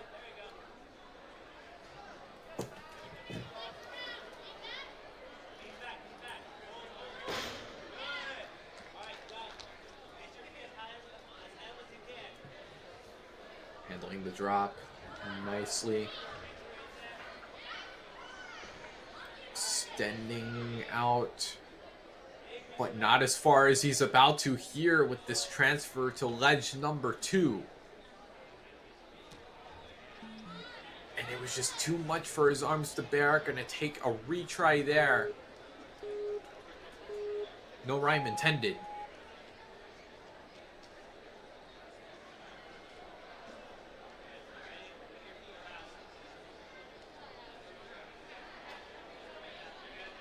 Get the drop 2 times, yeah.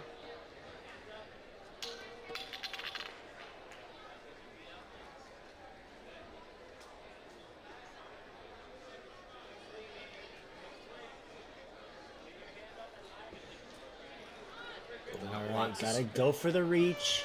No, just not enough. You know, the span is a little difficult for some of our athletes who are on the shorter side of this division.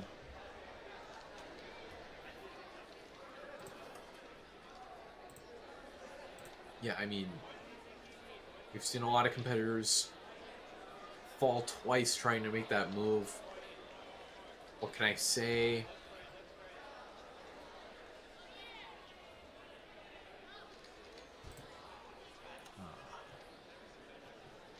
Tough break there.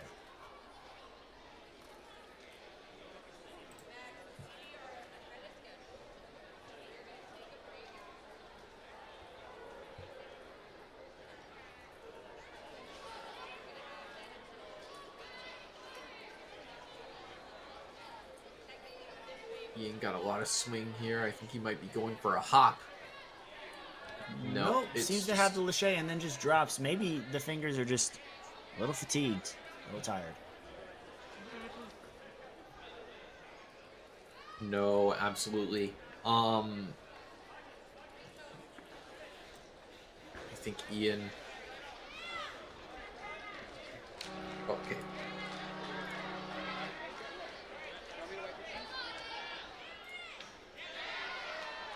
Well, that's going to do it for Ian's run. Now we're down to the final two of this wave. I think we're going to be going straight into wave 2. From the looks of it, Nick on the move. Nick on the attack.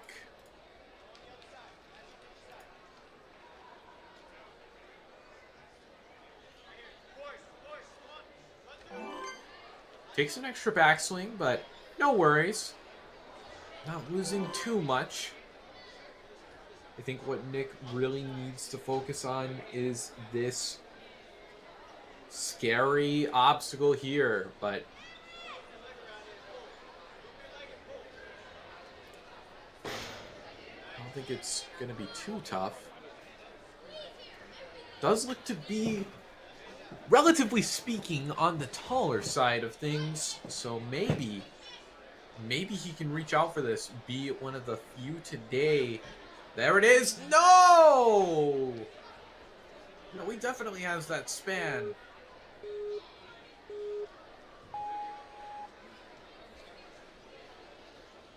Okay, attempt number 2. Cannot fail this again. You have 2 retries, but do not use them on the same obstacle. Important to emphasize.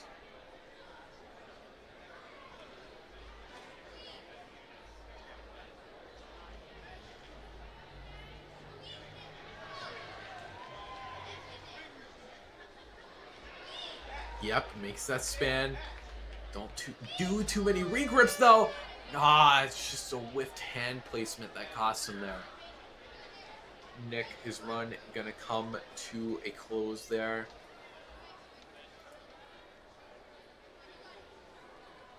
At least officially. Still has a little fun run to do. I mean, you came all this way, might as well try the whole course.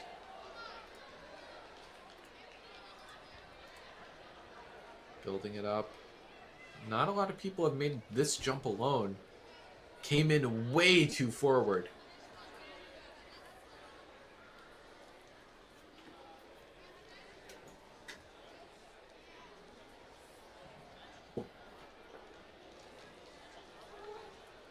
Okay, now going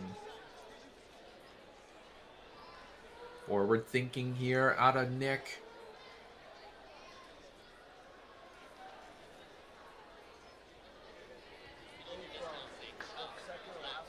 Should be able to find that dismount soon.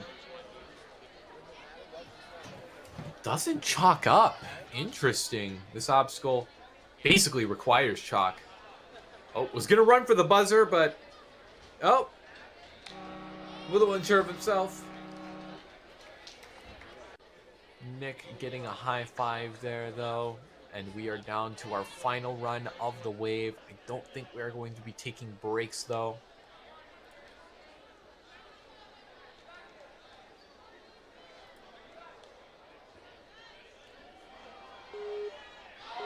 Ethan Bandy out of Nova Ninja.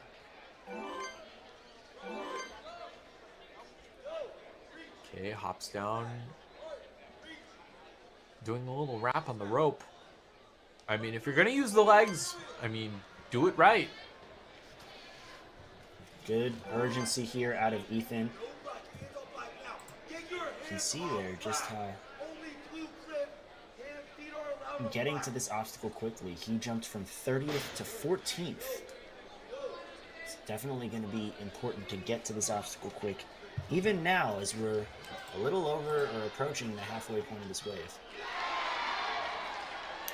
That's right. Now, from the looks of things, we've had 29 athletes, well now 30, and only 11 have beat the Cliffs. So it is a ruthless obstacle. Does not let up. Out of the 10 that have gotten here before, only 4 have beat it. Ooh, Ethan! Almost. He totally has that. But gotta get it a little more head on. He's almost there. Just resetting it before it's called back on. It's a little bit too... catch his breath.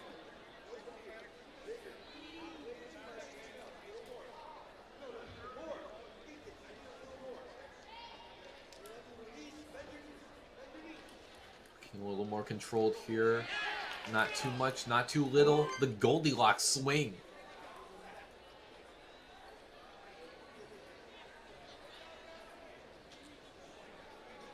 Okay, looking good. Needs a lot. Oh no! Yeah, not the same type of grab there. Overshot one of the hands. And that's going to be the second retry. I'm pretty sure Ethan can get this on his next attempt, but that does mean that the hatchets are going to have to be done flawlessly, which we have not seen done in this division yet. Yeah, he would have to do the unthinkable, become the first finisher of the preteen male division. And this obstacle, only 3 have beat in the preteen female division.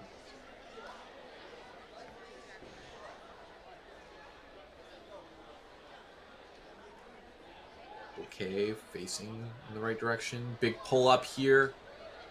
No! Just not enough in the tank. Wants to get up for a retry, but that's everything. Yeah, no more retries there for Ethan Bandy. That is the end of wave 1, but we are not leaving. We're going to start wave 2 in no time, basically. But that performance, putting Ethan at 4th place, 1 of 5 to get past the TikTok.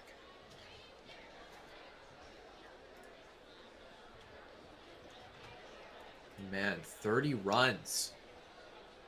Just about the halfway point. 30 runs down. 35 to go.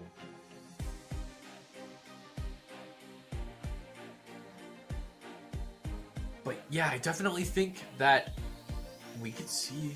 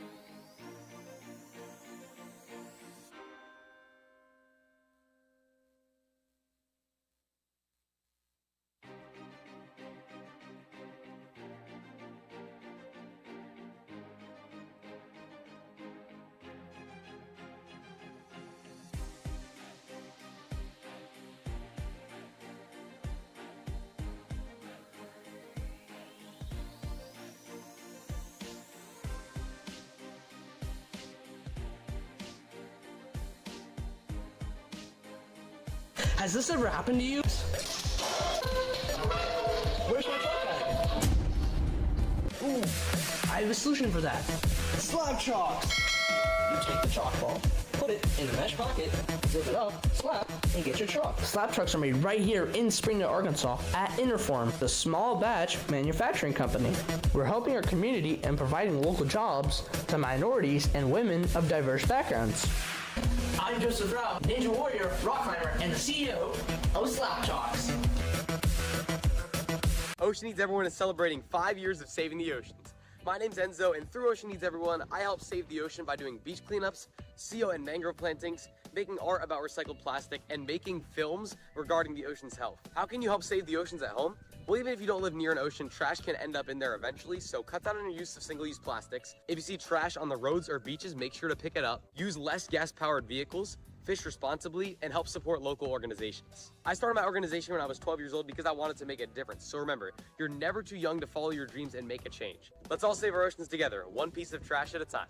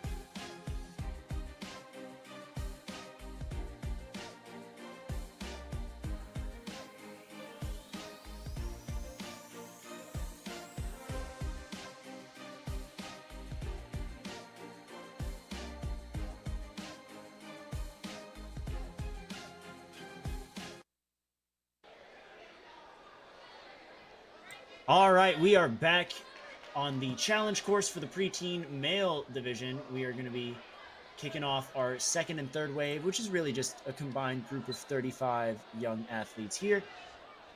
You can see the first 14 right there on the right side of your screen. I believe Ethan already ran, correct? Yeah, that's right. He was the last so runner before we cut. Completely up to date, but we do have 35 runners still, starting with Declan, who's going to be next. In just a few minutes, I'm Ken Casillas alongside Kane Malden. We're happy to be taking you through this long and adventurous course and this crazy event that is the Northeast Tier 1 Regionals. Yeah, and we're eclipsing the halfway point. We've had 30 athletes come and go. Only 5 have made it to the final obstacle, which I would consider the toughest obstacle on the course. You really have to battle to get there in the first place, and then it just completely throws you for a loop right at the end. But I think we have some talent in the lineup that can hopefully turn the tide a little bit and steer us towards some well-deserved success for all involved. And I'm excited to see it. Hopefully will come soon enough.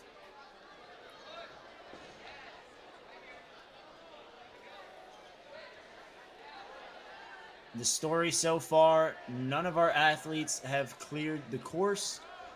We've had a lot managed to advance to the final obstacle, but it seems to just be a race to the final obstacle at the moment. Yeah, by the looks of it, but there are also many other points in the course that have been a source of friction, mainly the cliff tilt. I feel like, I want to say a third of our field has made it past that point in the course. Out of 30, we got about 11 through. Then the TikTok into the cliff ledge, only 4 beat, which is rough, but hopefully we'll start getting more looks at the latter half of this course. The cliff tilt, only obstacle 5 of 10.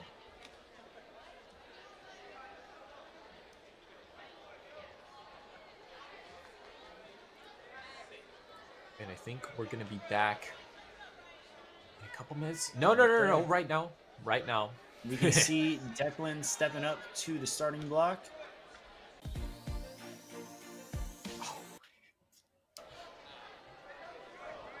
Right there. Yep. Looks to be a center court representative here. You can tell from the green logo.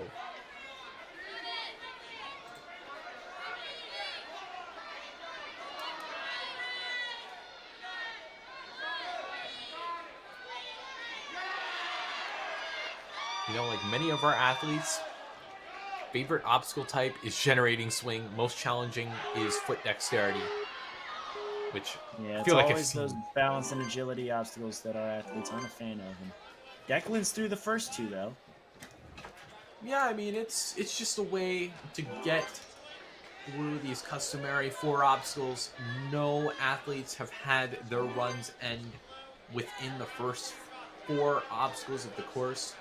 It starts here when the going gets rough. Oh, foot tap there. Oh, man.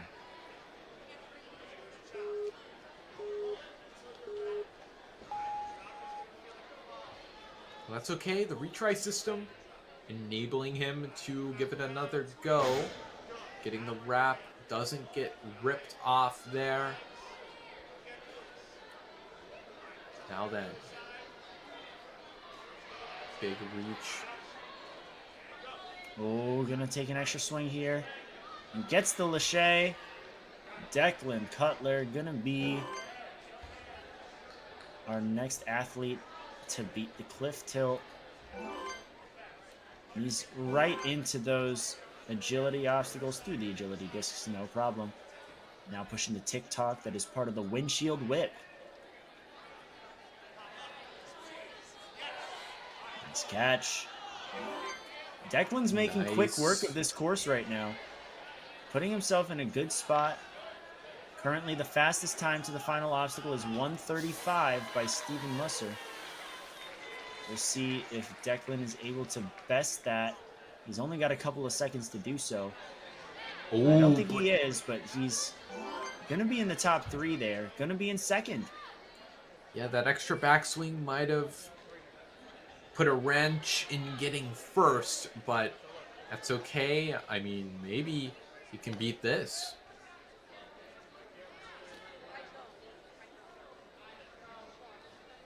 Gonna match, maybe. Let's see, what's he doing here? Facing the opposite direction here, but he makes it on to the upper ledge. Facing back. No! So close. Might be feeling it.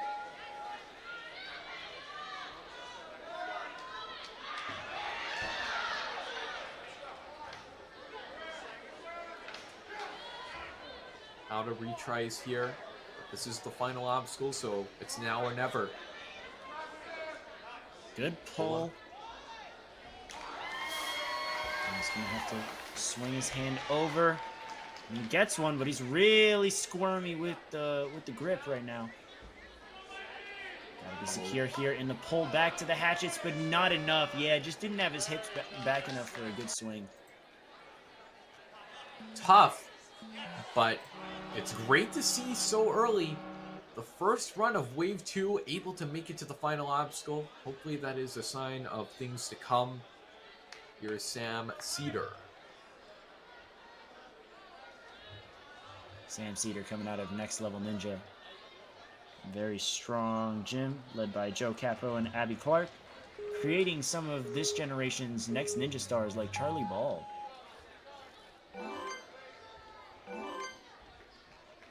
That's right. Sam, big pull here. Matching on that board.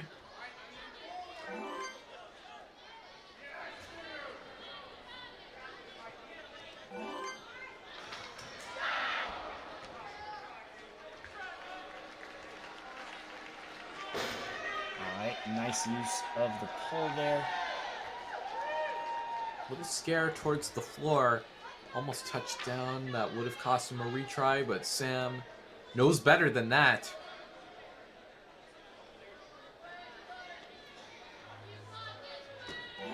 Two in a row.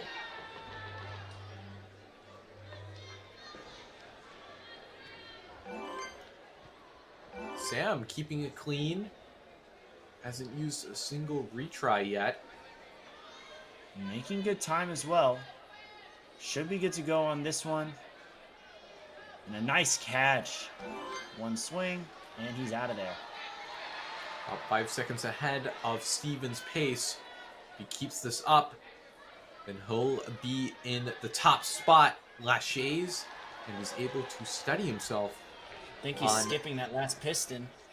There we go. New first place, 1 minute, 22 seconds. Now let's see if he can be our first buzzer.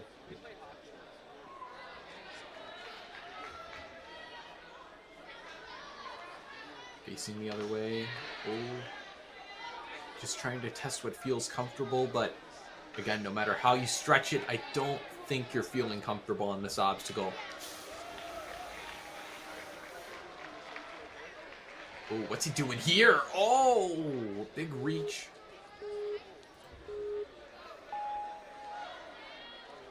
Might want to do it facing the same direction as that ledge he's pulling up to. I've seen a couple competitors try that, and it works out.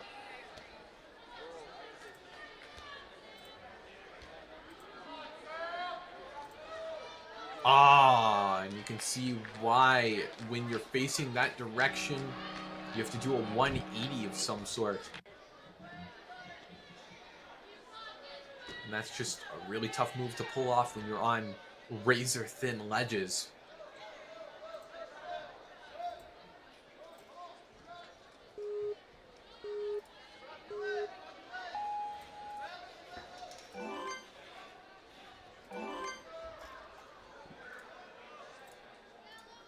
Okay, well, Lewis Haver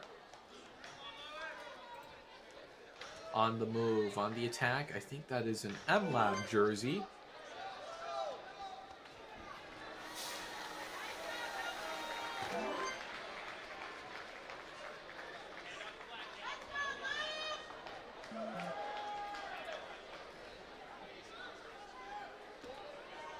Ooh, resetting. Oh, we grabbed something that was off limits. You've got to be careful and you've got to be cognizant of what is in and out of play. It's starting to tip. Was he ready for that? Well, regardless, barely even budged.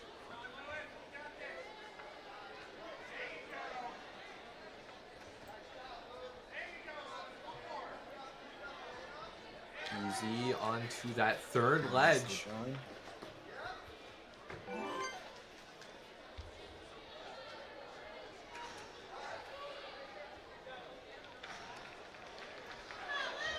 Almost steered to the left. That could have been disaster.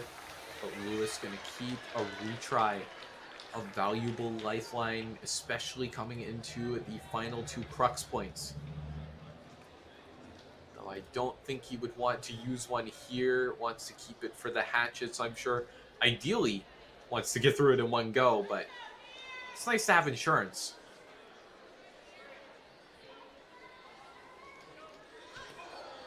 Oh, so close. Didn't get actually into the ledge enough. Had their arms extended forward a bit much. And at that point, you're relying completely on your finger strength while the rest of your body is pulling down.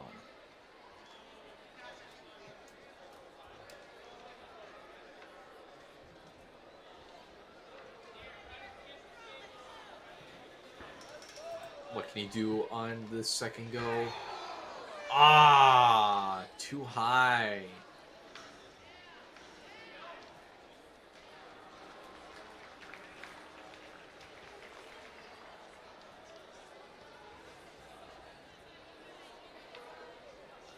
The run is over, but at least officially. As for the rest of this course, can have a good try here.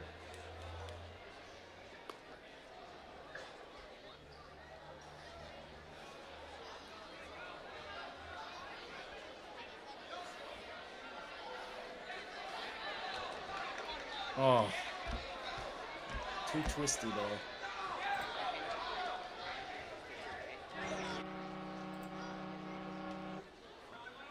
That'll do it for Lewis.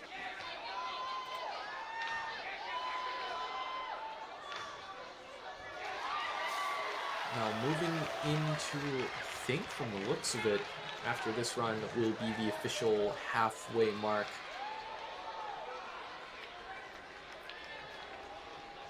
Something like that.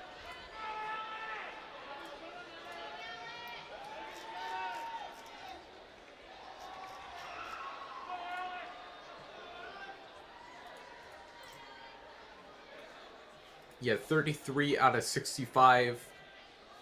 We move into the latter portion of this division with Alexander Warnk, representing the Grit Ninja.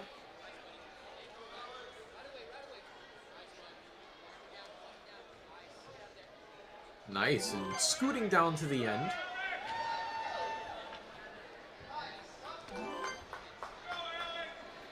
Free to do it however you please.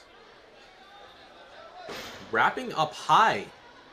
I'll save him a little time trying to climb up.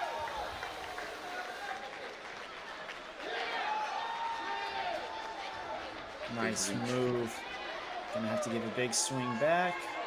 Hesitating here, but able to stick with the other hand. And an easy drop. Alexander.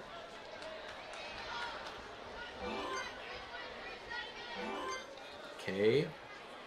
3 more obstacles left to go. Second verse, same as the first.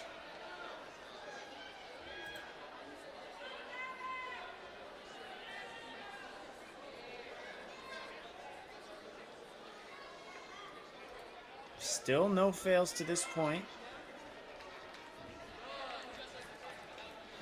Nice catch onto that cliff. Windshield whip, not a problem. Now, his time isn't the slowest, but it's also not the fastest.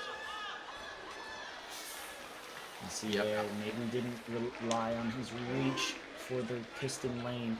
He's going to jump up to third. 0.21 seconds behind Steven Musser's time. So this really does go to show how every backswing does count.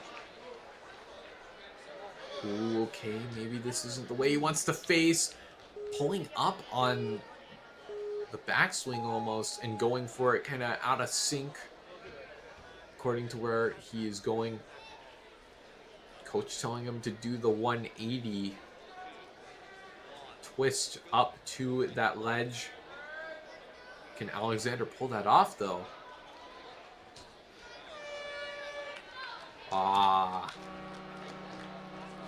Third place though, that's gonna put him on the podium for the time being.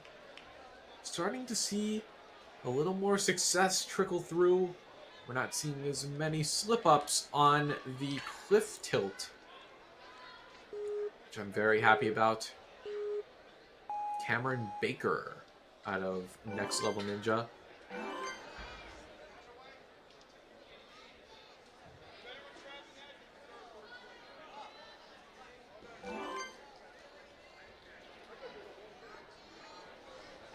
Ooh, okay. Set Very himself smooth. nicely. That ring.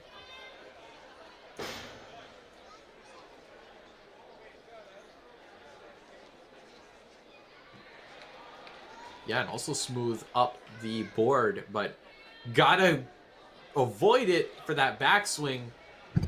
Nice.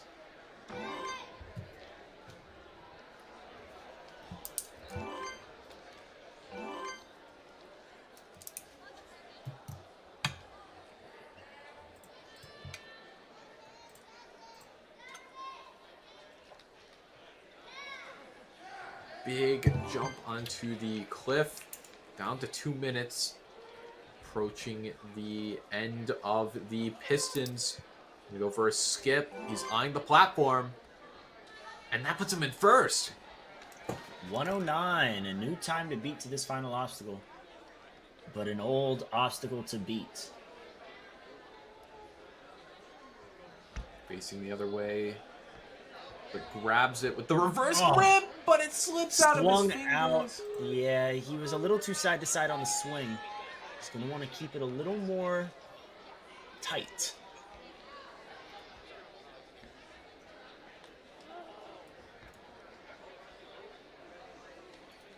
Okay, well, that ups the ante a lot. Does he have anything left, though? This obstacle, just doing one attempt, can absolutely rock your world. Ooh, looking much better. Can Cameron do it? Looking strong. Yes, no! Oh, so close. Got a foot on the finish platform as well, but that's not going to do it. Cameron Baker, though, still in first place. Quite a lot of athletes to go, but very, very strong run. Oh, man. Still, yeah, incredible effort. 109, going to be tough to beat, and that should put him in a pretty good spot in regards to making it to the World Championship.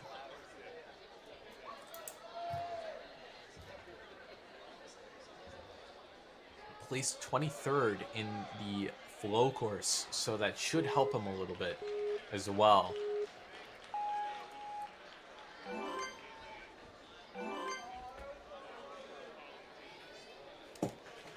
Cough now.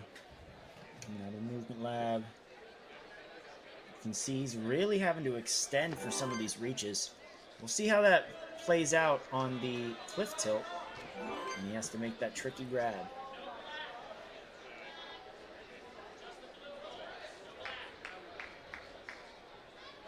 Has been competing for the past 3 years. First year qualified for the championship. second year made it to stage 2. In addition, has played soccer since the age of 4. Stays active year-round playing football and competing in the track and field, 100 meter, 400 meter, and the long jump.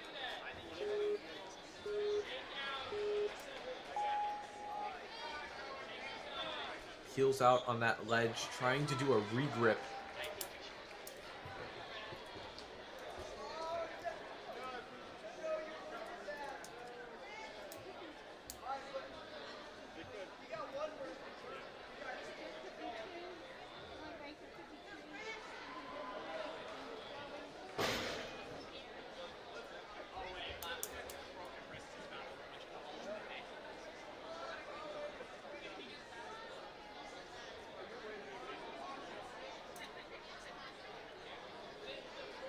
Oh no, little whiff there.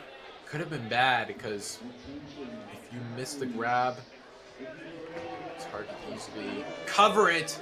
Oh, and no. Yeah, he was really extending for a lot of these reaches. I was a little concerned about his wingspan. He gets taken down by a vault rail as well. Trying to get as big a pullback as can be provided from a standstill.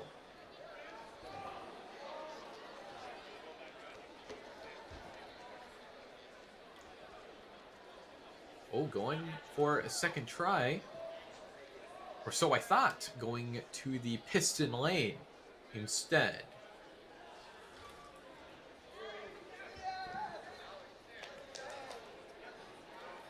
Grabbing the sloper. Go for the front.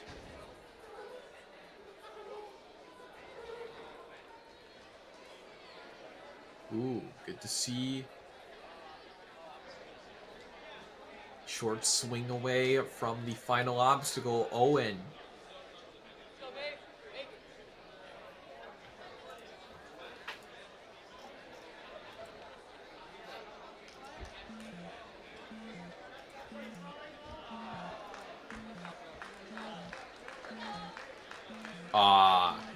I could see the vision. Could see the vision.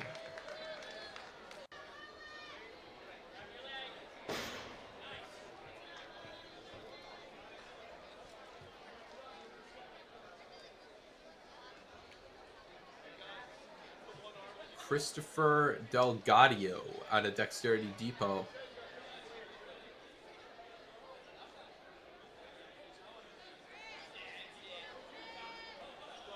On the move.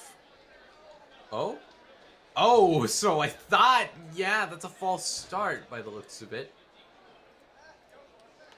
But we did not get a 3-2-1 go, so I don't think that will be counted against him.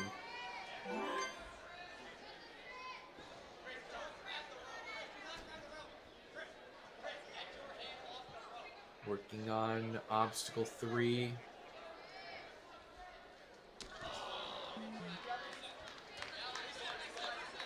Oops, something went wrong.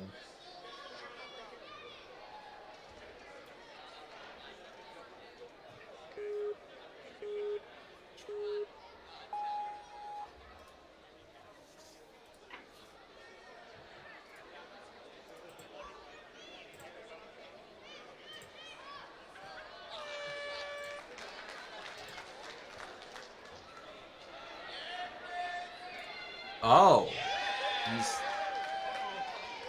Wait, has he been running this course with one arm? With a cast? Yeah, I noticed that. You know what, though? I get it. I do get it. Because, you know, he might be out of the cast by the time Worlds comes around, so he's probably just looking to qualify. Oh. Being told to try the piston lane. I don't know how this is gonna work. You know, it wasn't a bad try. It wasn't a bad try. As someone with an elbow injury right now, one-arm laches having some injury, they're a lot of fun when you can do them. So, you know, hopefully a speedy recovery over there for our good friend. Let's see, while we're at it, I'm going to take a quick look at the amount of people who've qualified. On the course now is Lucas Pine coming out of the Urban Playground. I believe that's the son of John Pine. John Pine, the founder of Urban Playground, and also helping out with commentary this weekend. Shout out, John. Appreciate you. All right, now Lucas getting a nice pull back.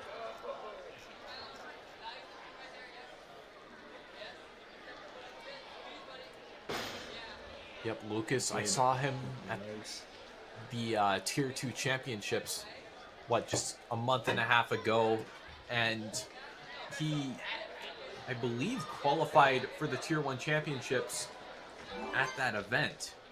So, oh, wow, good for him. So he's just gaining some experience. Yeah.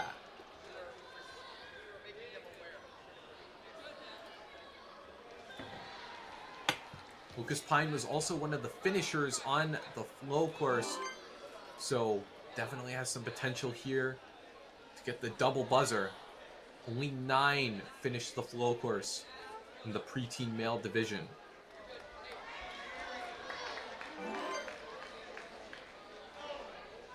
Look at that. All right, 3 seconds faster than Cameron Baker is going to put Lucas in first place for the time being. 1:40 to go. He's going to make a huge jump out to those cliffs. Now, there is pros and cons. Pros, he knows he can't do that again. Cons, he hasn't tried actually doing the obstacle. And he looks like he's still visualizing that jump. He can't be considering going for that again, can he? I don't think so. Well, in Ninja, anything can happen. He's going to chalk up. Okay, I think now he's going to give it a solid attempt. He looks like he's got a lot of energy, a lot of gas left in the tank. If he was bold enough to do that, then definitely. But Lucas is going to close this out. Don't make any silly mistakes here. Oh, yes. He's a little outside the ledge here. Regrips. No! Oh, not enough on the second side. A good effort. Oh, man, that's tough. Oh, I missed a lot of... Not a lot. I think I missed Sam Cedar. I didn't mention that he was a finisher as well. No wonder he got third. Well, third thus far, anyway. Joshua Moyer. Gravity Forge. Representing here.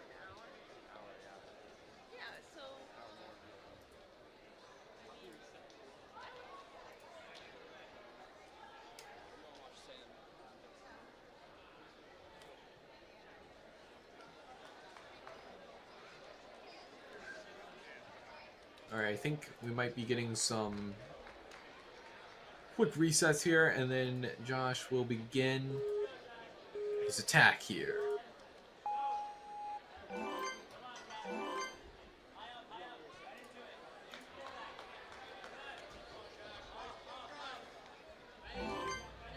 Okay, not too many struggles. He struggles at all. What am I saying? Josh, that was easy.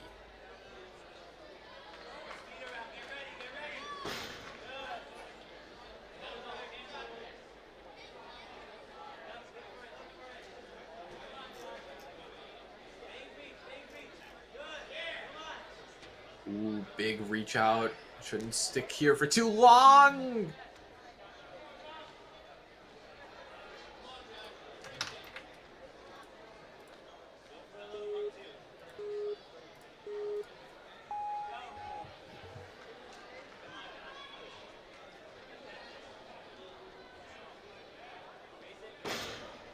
Okay, attempt number 2 for Josh.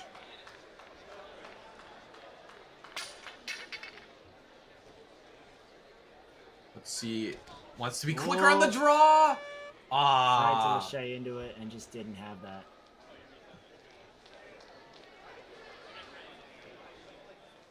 sprinting, though, at a breakneck pace.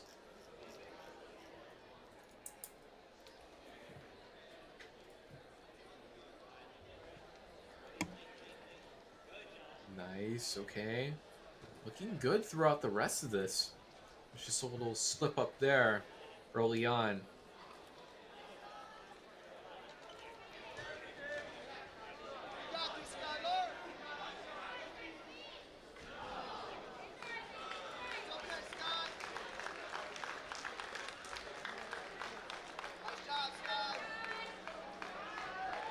Okay, Josh looking at this.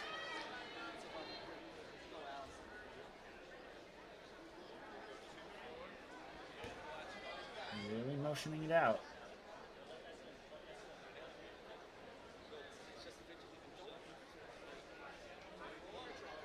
Okay, now facing the other way, but okay. Well, looks like he'll give it one more shot. Make it count, Josh.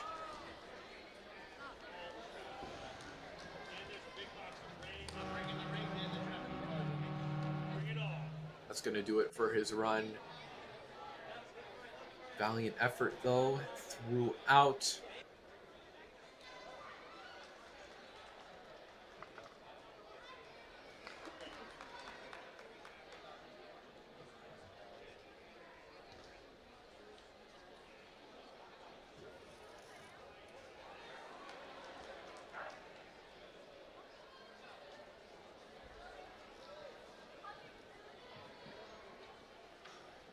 Well, we will go into our next athlete. By the looks of it, gonna be Jack Farnese.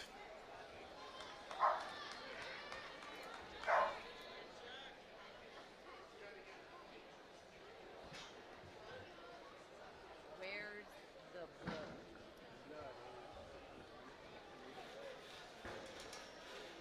Well, top three, sub minute 10 for Lucas Pine and Cameron Baker. We got Sam Cedar at number 3. Again, was previously a finisher on the flow course. An impressive accomplishment.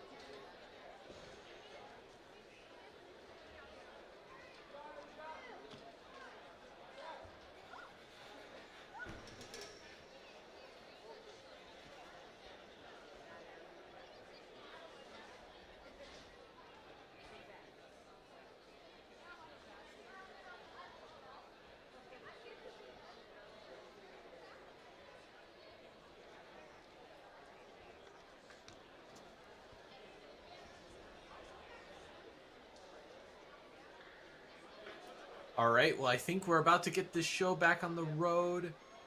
We're going to get Jack here soon. There we go. This is Shaq's second year doing ninja.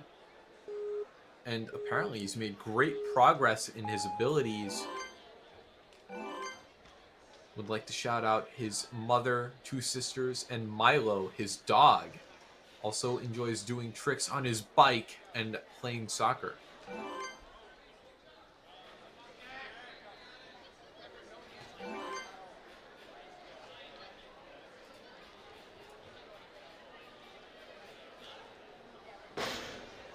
Okay, didn't feel the need to lock in on that tilting board.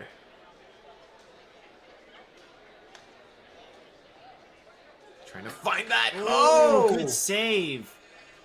Real quick instincts there now to get a good Lachey up. Wow, that could have been disaster, but he saves it. And he's moving on to the vault rails. Yep. Running down the agility discs as well. Crouching down more than he's standing up. I mean, if anything, you'd want to crouch on the forward swing, but not the back swing. But there's many ways of going about it, and Jack seems to be getting it just fine, but too high. Too high.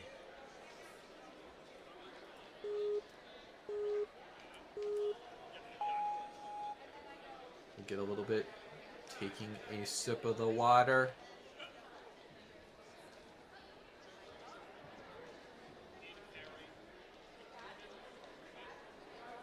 All right, re-enters the TikTok.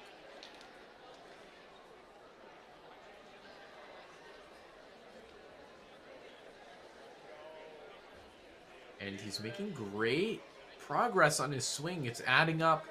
Maybe going a little too high again. Nope, just right.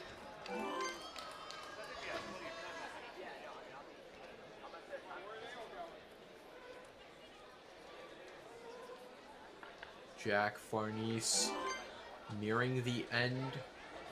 I do believe this is amongst the slower paces to this point. But Jack, more than capable of finishing this out. Could be our first finish.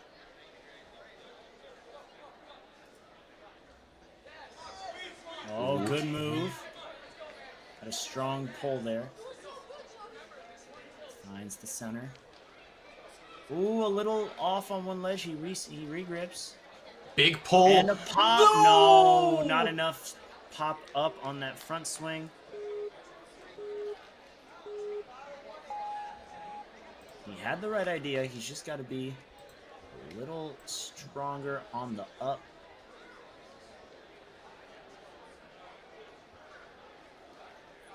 Oh, yes. No! Oh, no. Too soon. Jack, that's still going to land him in the top 10. Great catch there. Was just right on the swing.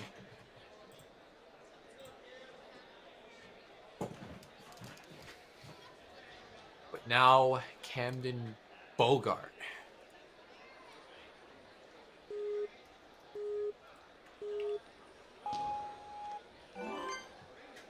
Camden was one of the many to make it to the final obstacle on the flow course, that being the skyhooks. With love to get some redemption here, goes by the White Lightning Ninja. Ooh, not allowed to use his hands on the blackboard. He takes his hands off after a warning from the ref. If I may, I would like to shout out Trey's Horse Trailer Sales for helping him get to all these competitions. That's his sponsor. Look them up for all your horse trailer needs. Oh! Oh, Okay. man. Big peel out there. Might have been better off just going for it from there, not bracing for the front swing.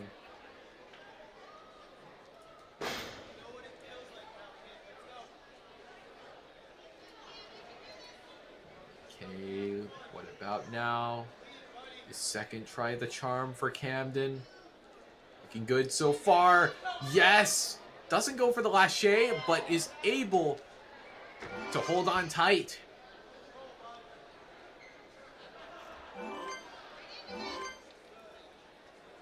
Ooh, and a good hop onto the pendulum, but not a lot of swing. Gonna have to build that up from 10, not 0. Going pretty high though, almost sideways. Just can't make it, and that's gonna take up his final retry.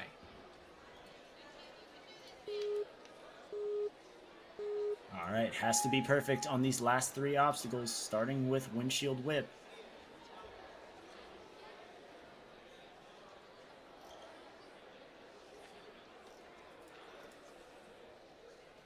Okay, Camden. Can he make it on attempt number 2?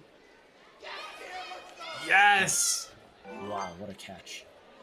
Yeah, that was a little scary. I thought he went too high, but has great grip strength to be able to land that impact.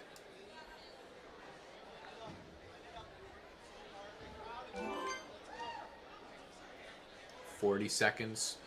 I mean, he only needs 1 good try, and that's all he has. No more retries left for Camden.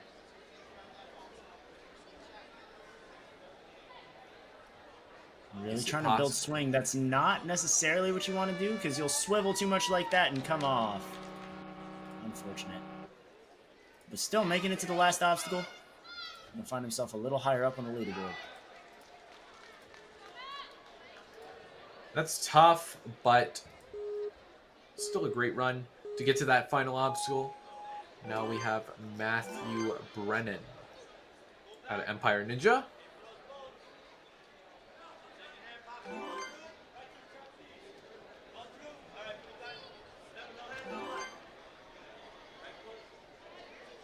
Oh no, stepping down onto the blue.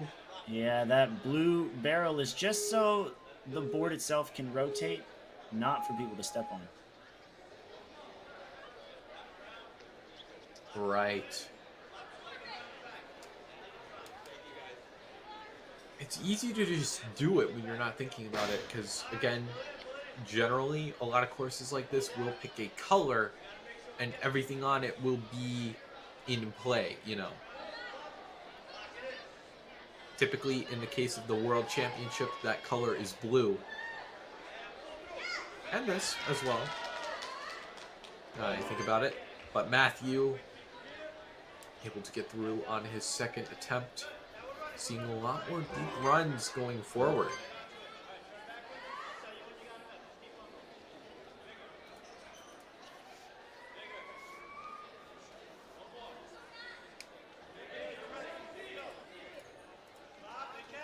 Building it up. Big jump out of Matthew there. Just threw himself towards that ledge.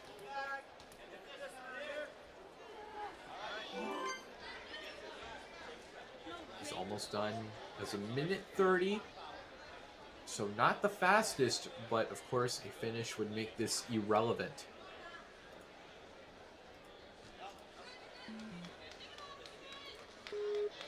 Oh no. Quickly off, but not using too much time or strength by the looks of it. Trying to go for the rotation. Just too much swing. And that'll keep him in 4th place. Man, this is tough. This is a tough course.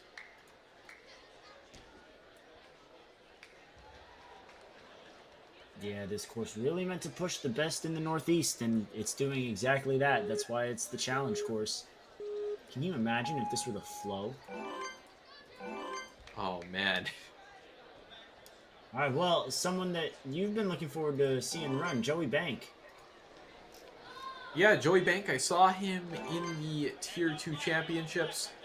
Actually qualified for the World Championship via the All-Star competition. So Joey just doing this for the fun of it.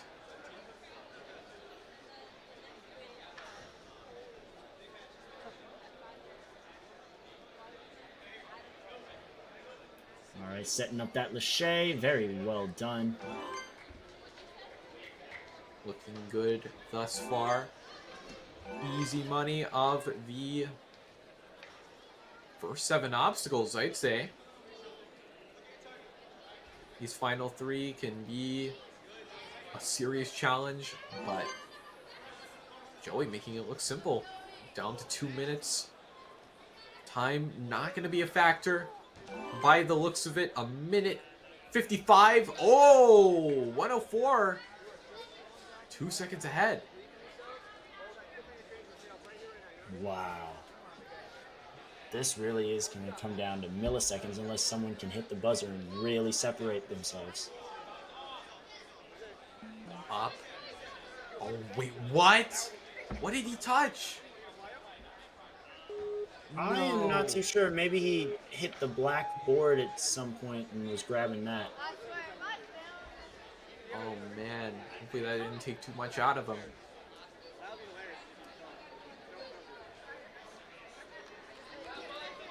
Okay, now these back ledges. Come on. Can he finally break through? No! Oh my gosh. Joey so close, but that will still yield him first place. Oh man. That was a solid run, but same old hatchets. Okay, well, Zachary starting with a massive jump there, the run beginning with a bang. He's co-captain on the Dexterity Depot Tier 1 youth team.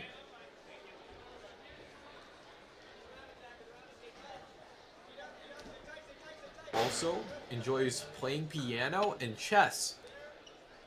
We'll hear some mental gymnastics with the physical at play here.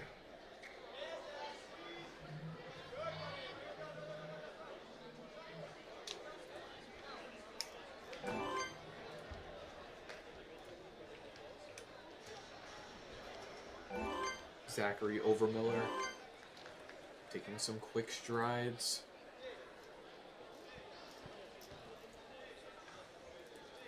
Placed within the top 20. Already well within that, but carrying on. Wants to get as high as he can on the leaderboard. Funny enough, his favorite obstacle type is foot dexterity. Oh, like Dexterity Depot. No coincidence. I see what you did there. I see what you did there. Okay, a minute 30. 5th in the leaderboard. Let's see, what's his finger strength looking like? Looking at the route.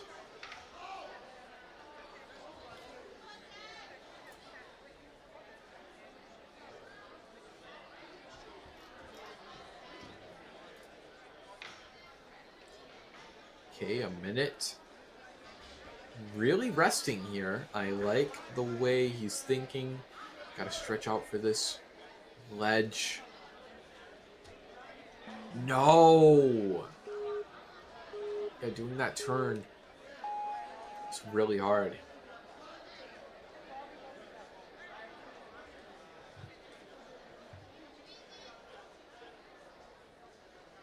But able to make it up there now. Zach. Come on. Ah! It's the same point where athletes are coming undone. Does headbutt the buzzer. Put him decently high. Where it should hold up. Now, Parker Danner, also at a Dexterity Depot, just saw his teammate there. He was captain, I believe. Come undone on the final obstacle. Would love to see him finish. Wearing the orange shirt, joined Oh, wait, no, I think that's two-tone. No, I don't think those are separate. Oh,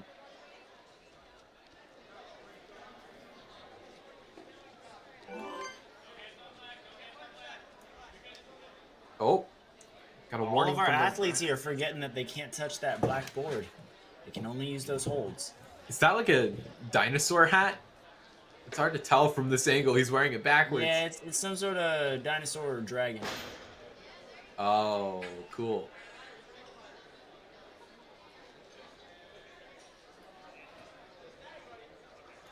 I mean, he's dressed for the occasion.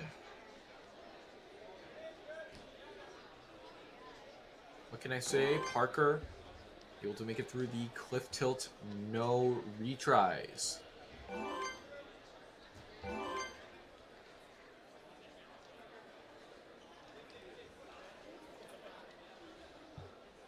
Crouching down here. Oh, this is good. Building up momentum in due time, but it's not enough.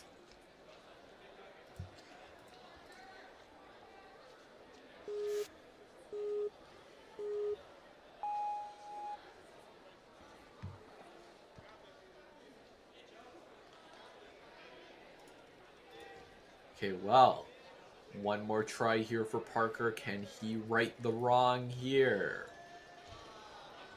No! That catch just a little out of reach.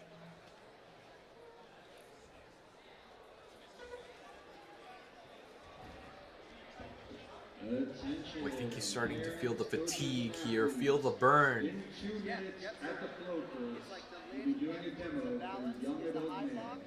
2 minutes total demo for young adult male at the flow course.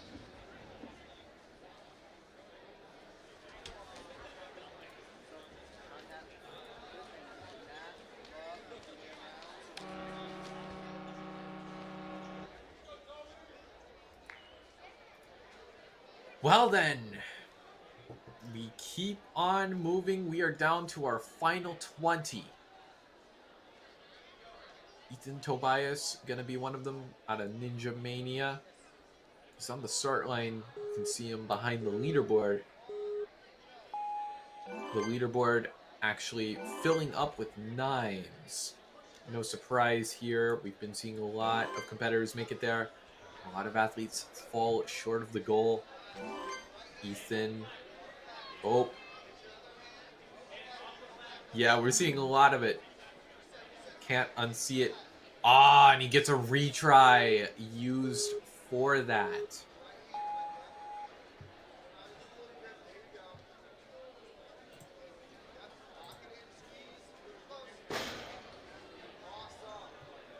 All right, now has to be perfect on this obstacle in order to keep his run officially alive. Nice reach. Gonna give it one backswing and go. Oh, wow. Almost linked his way out. Set up a good front swing. Ooh, scrambling through the rail. I mean, those two obstacles take all of like 5 seconds. And great to see Ethan keep the pressure on. Great jump.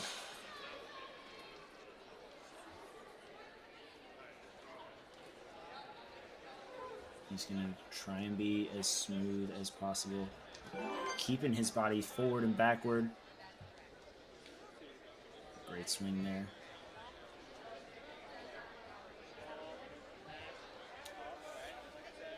Ooh, good to see. So far, so good. Don't make any errors here. Big pullback. Oh, no! Come on, Ethan. He almost had it.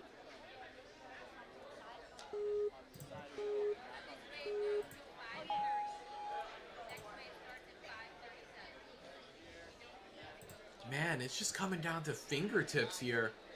But he's cruising through. Must have a little bit of extra energy left. What now? No, not again. He had both his hands on it, both attempts. And he couldn't grab on to the hatchets. Oh my gosh, that's brutal.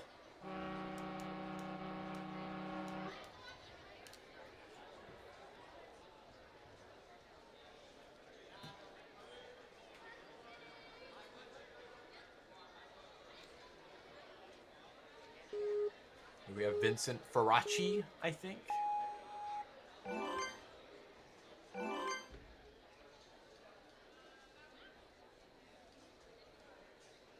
Has been competing in the league for a little over a year. Enjoys 3D printing, ninja, and playing video games.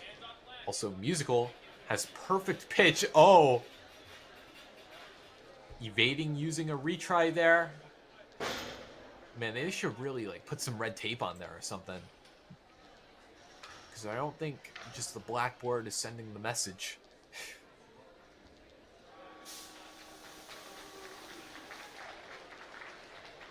But regardless, Vincent, no harm done.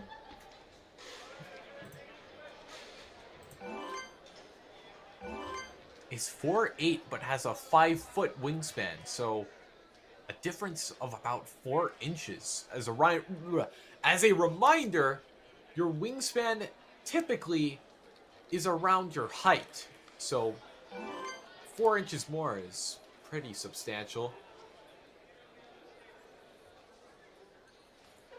Well, Vincent finds campusing movements to be the most challenging obstacle type, which could be a little concerning.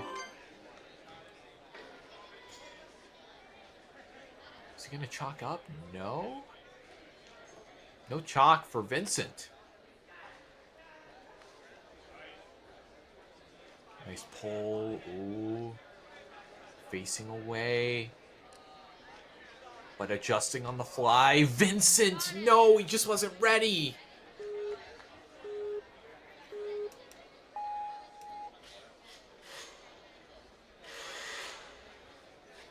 I think once you get onto those final 2 ledges, you have to go.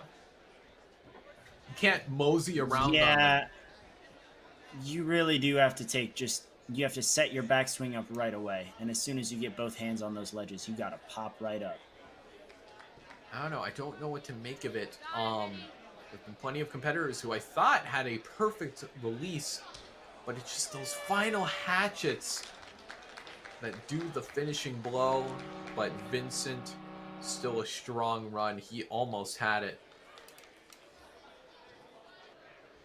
It's just after one attempt, it absolutely wrecks you.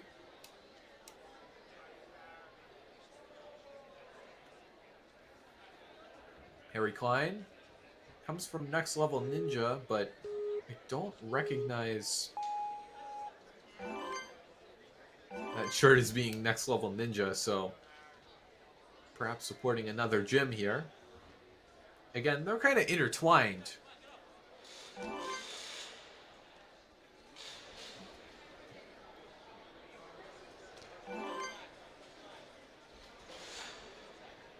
Oh, don't grab that.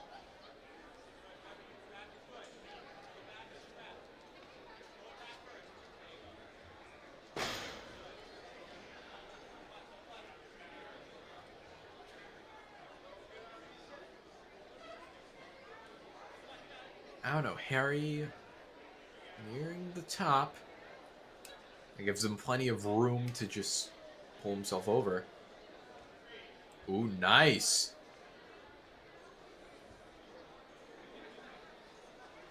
Good static. Follows with the lache.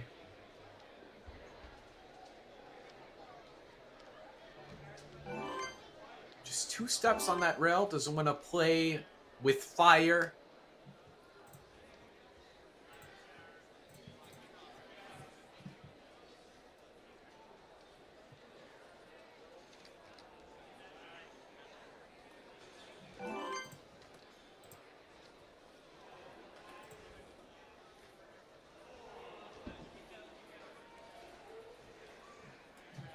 Okay, almost there, Harry. Get out of there.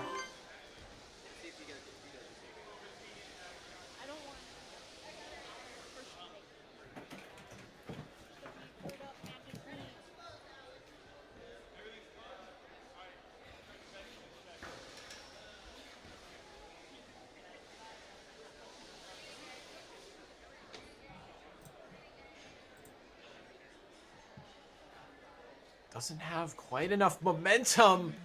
And it shows he was just short of that ledge. Couldn't quite get a proper grip of that ledge. Gonna have to go for seconds. Has kept it clean to this point, so a retry, not gonna be too punishing. But he really has to pull his act together on this last attempt.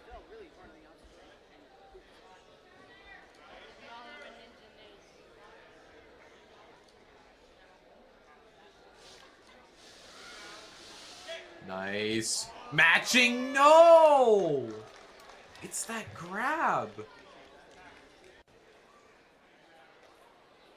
You just can't hold on tight enough, it seems.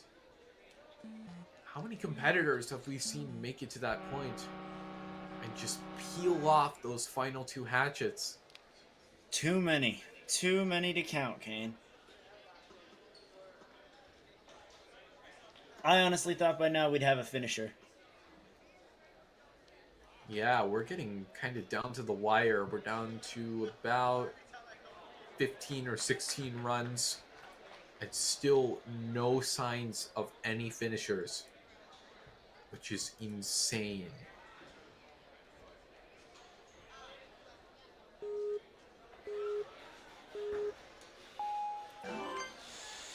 George Roberts going for gold. He placed 21st on the flow course. Still, though, definitely within contention. Avoids touching the dreaded edge of death on the board. Bumps up to the first ledge.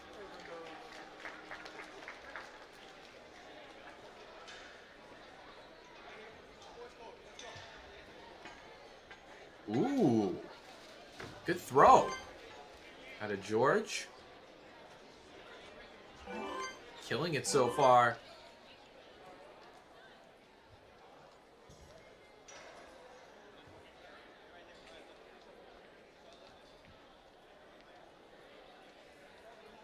Down to 2 minutes.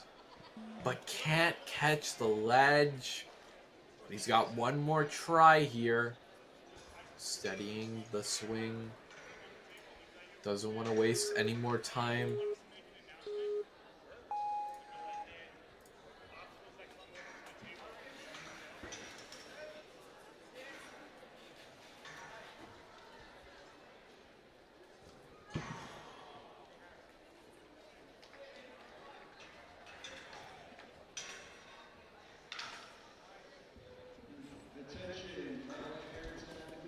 Ah! And can't get it on his second go. George gonna have his run officially end on the TikTok there.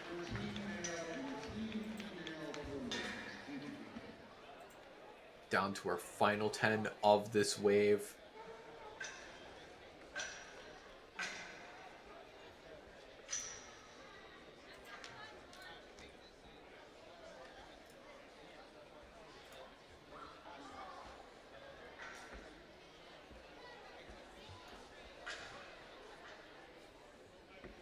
Okay, looking good here. Nice lock off out of George.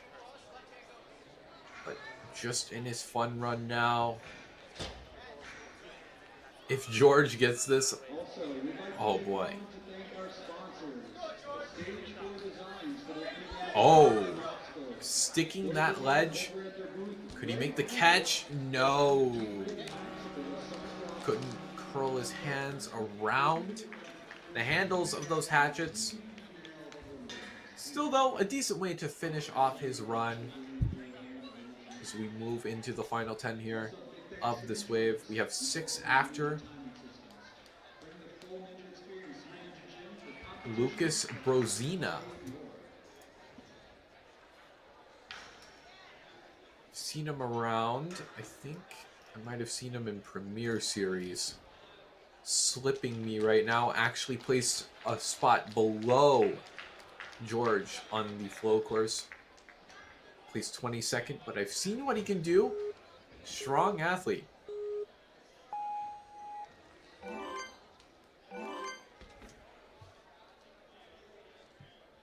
I don't know. If there's a will, there's a way. And for Lucas, there's a lot of will behind him.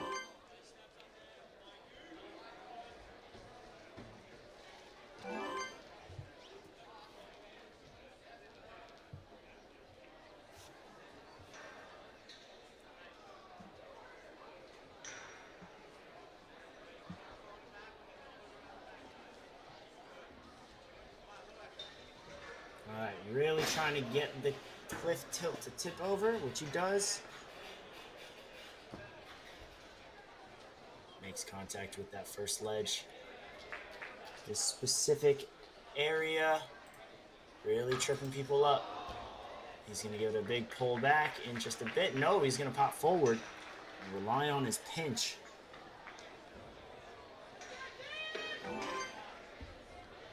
Definitely the harder way to do it, but if it works for him, it works for him. Lucas coming out of the vault rails and into the agility discs.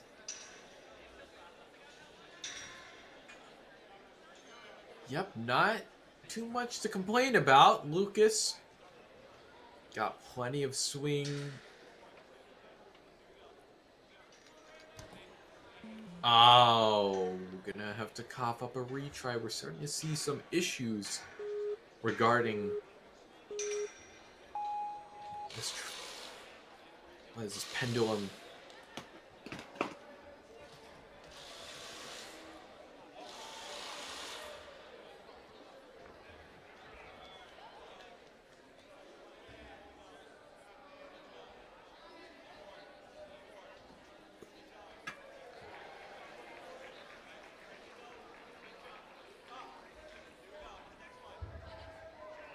Okay, one more ought to do it. Come on, Lucas. Yes! Perfect grab.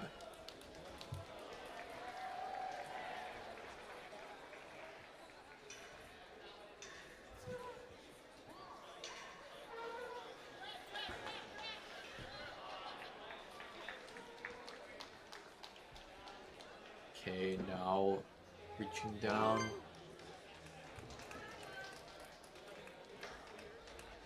All right.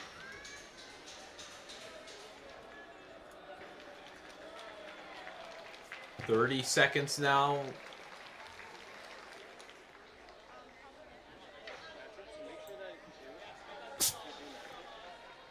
Okay, 20 seconds left. Only gonna have one good try. Come on, Lucas.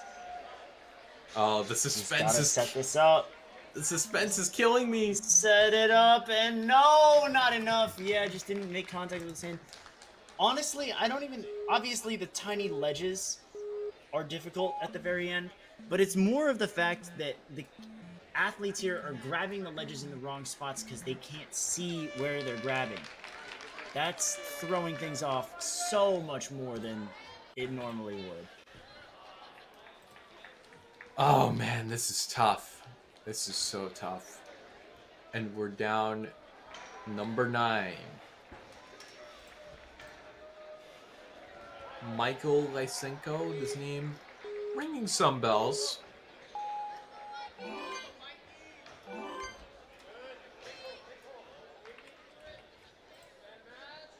Placed 25th on the flow course. But bear in mind, around that spot on the leaderboard are people who could not defeat the final obstacle, which was the skyhooks. So there's still some serious talent held behind.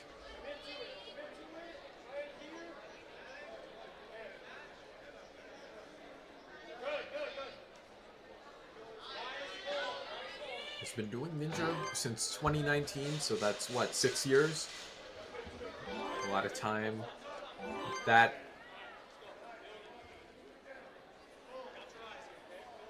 he knows a thing or two from all that time in the sport. Oh! You know, he looked smooth there. He was kind of tucked in.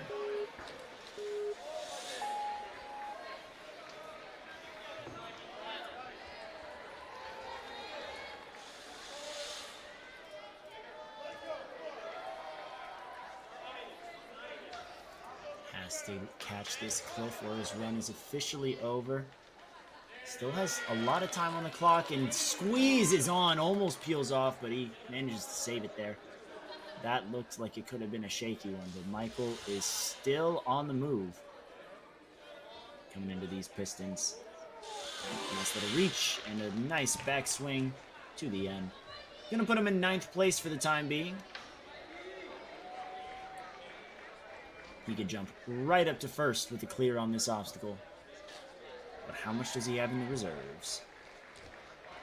Oh, you know,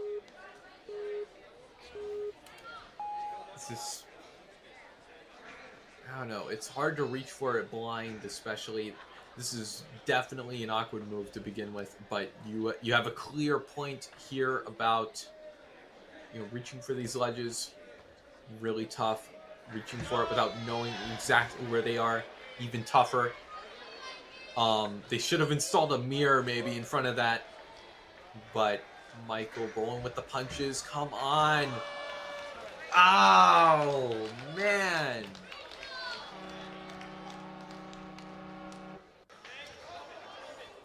Oh, I cannot believe this.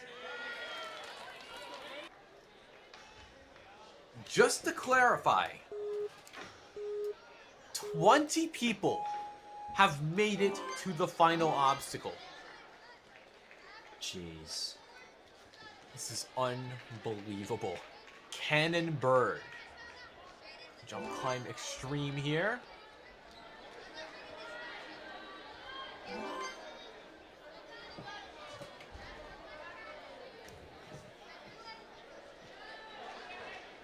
But you know, what other final obstacle would go 20-0 just like that?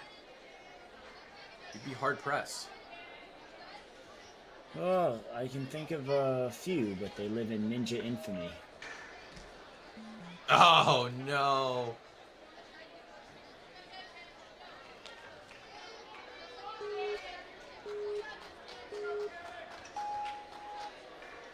Gonna have to take it for another spin here.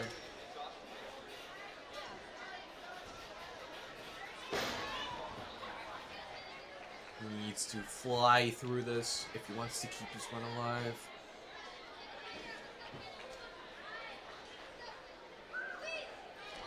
Oh, a lache out of him. Tried to reverse catch it.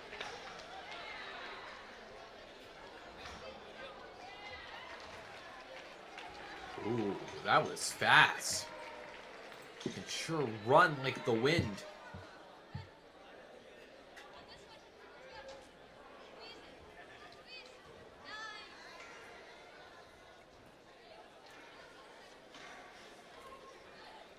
Good work on the Pistons so far.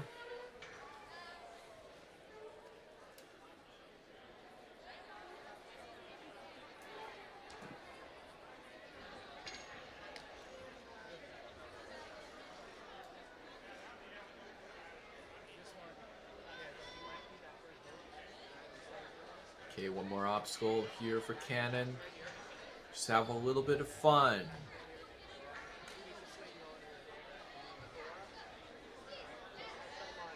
Up, nice. Coming around the bend, but his hands might be a little off. Does readjust. One more catch left to go. Oh! You kind of have to scoop behind that board, and it's so hard to adjust.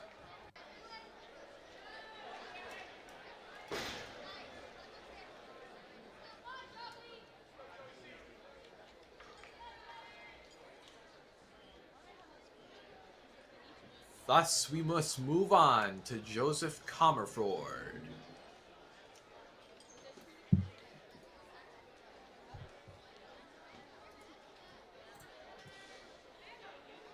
Seven athletes left in the wave. Coming down to our final runners, Joseph Comerford, Next Level Ninja.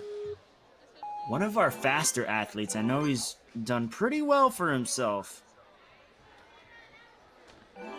Oh! Link out of there. Yeah, this name Might be ringing a couple bells. Now, speaking of bells here, bells and whistles of a great run. I mean, first of all, might just be racing to the final obstacle here. Does a lache, nice. Shaving a couple seconds off. Oh, no, he peels off the cliff. That's a tough one. He'll have to go back and try that again. Yes, to do that obstacle all over again. Now checking with the far end of the arena, Masters female for challenge course A.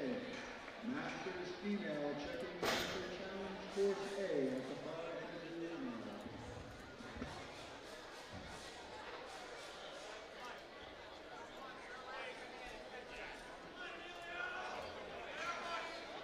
Makes it on this time around. Joseph, this run's not over. That's the good thing about the challenge course.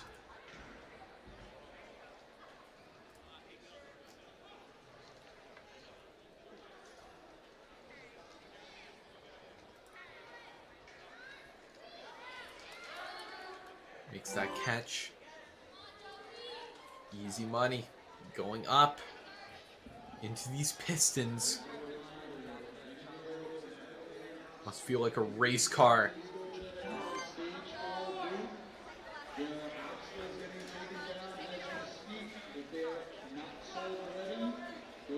So a minute 10. Coach trying to route out the moves for him.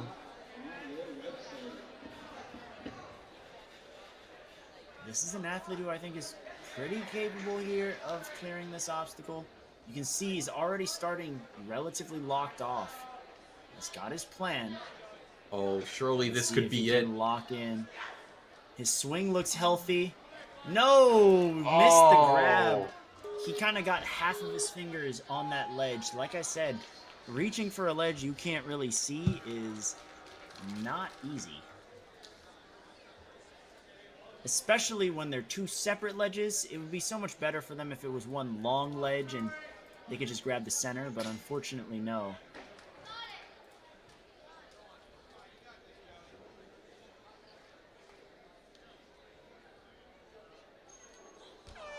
Oh no, not again.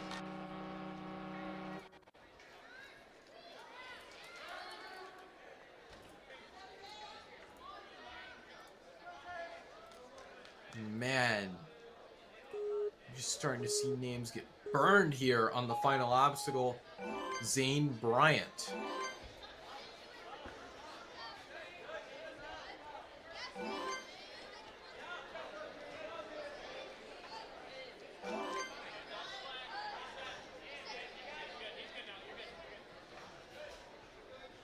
Yep, he's good. Did not touch the dreaded edge of death.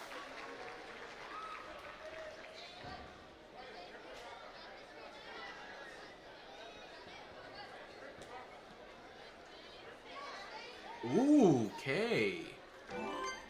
Steering himself to safety. Wobbling a little bit on the vault rails, but he's out of there and pushing straight into windshield whip. Quick turnaround on the TikTok so we can build momentum the right way.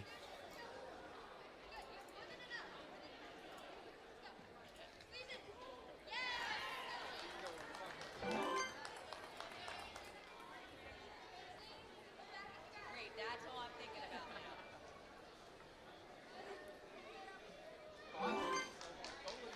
Okay, Zane, number 4 on the leaderboard. Impressive. It's gonna do wonders for his overall score.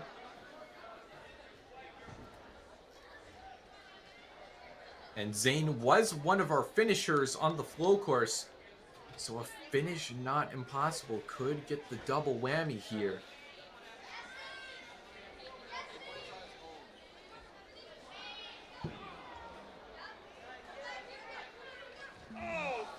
No, tried to go for 1.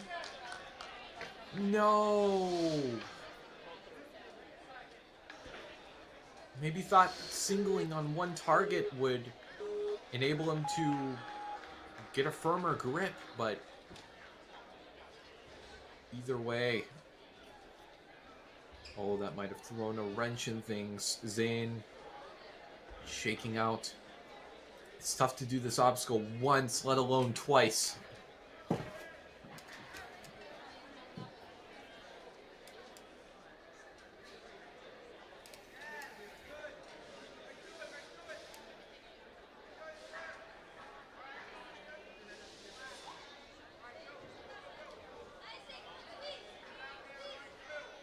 Good grip.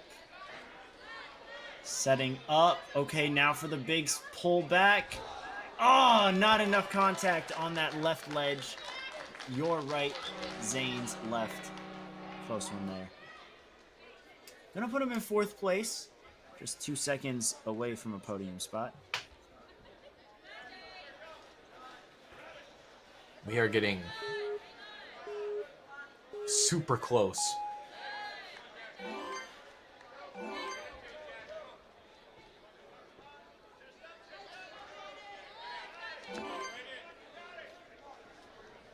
All right, Jack Barton now. Nice Ooh. pop through. Oh, I thought he was gonna get right off of that Oh ring. no! Is he good? Looks like he's, He looks like he's touched good. the edge. Ref has not called anything. Okay, good. And to our final 5 athletes of the wave. After this, we'll be down to our final 10 overall. Nice pop there from Jack.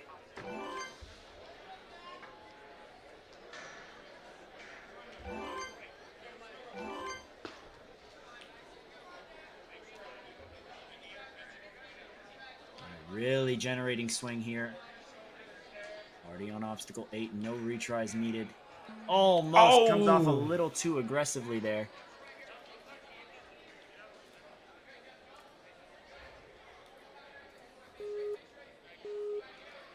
Well then, gonna have to take a moment.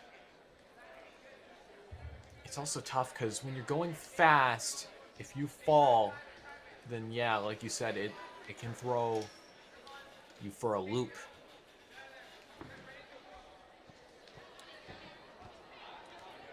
Crouching down, doesn't need any more swing. Nice, much better this time around. Just gonna go right into the pistons to save himself some time.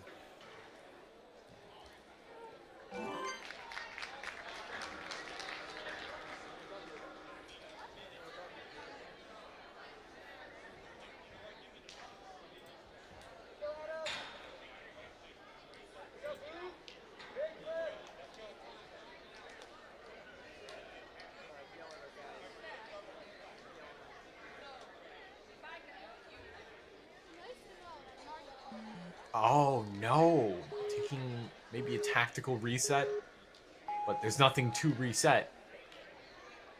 So it's a relatively quick pause of the timer.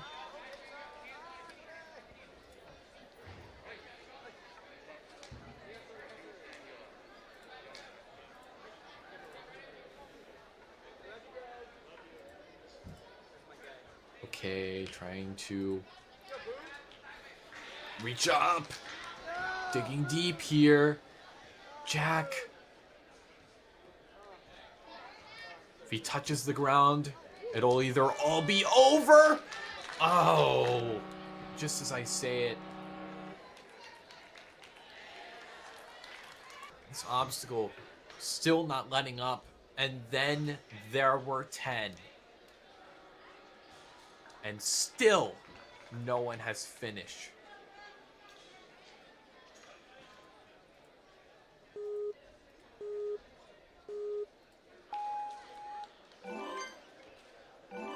Maybe our first finisher will be Brooks Robinson out of Dexterity Depot.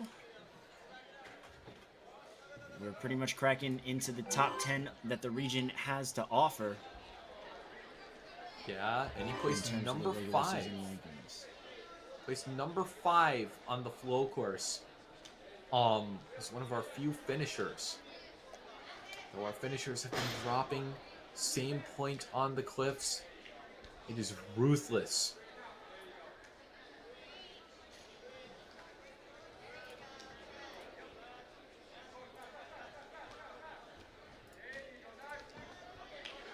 Oh, a link out of Brooks here. Able to make it to that dismount.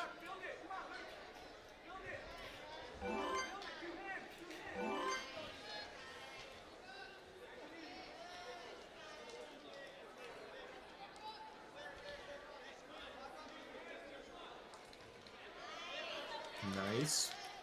And just pop on over to the dismount. Minute 50. Not the fastest time.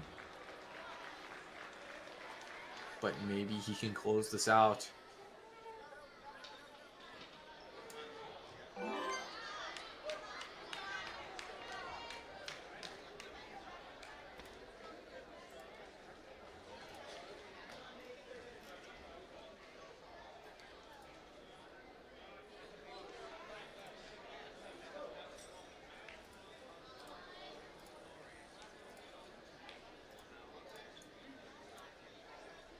Leaving a little bit of room to breathe, even though he's got here clean. Not focused on clearing in a fast time, just wants to do it.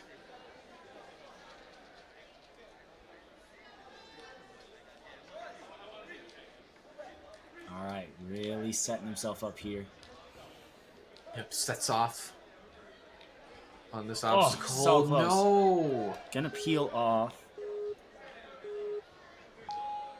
Still room to improve.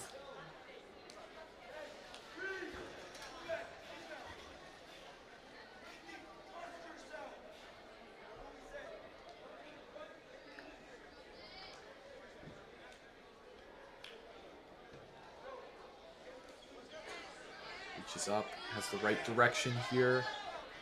Going to the other side. Come on, Brooks. Can this be it? Come on. Oh, this big is good. Pull back. Yes, no. No. So close. Man, if I had a nickel for every time I said so close, I would have enough to fly out to this event. And back.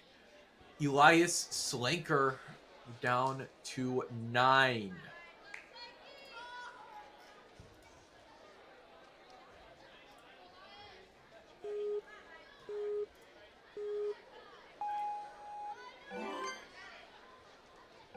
At a Dexterity Depot, loves designing and making his own obstacles, sets up his own courses in his backyard rig, gets his friends to do it. Also likes to watch and play football, track and field, also likes to play the piano and hang out with his family.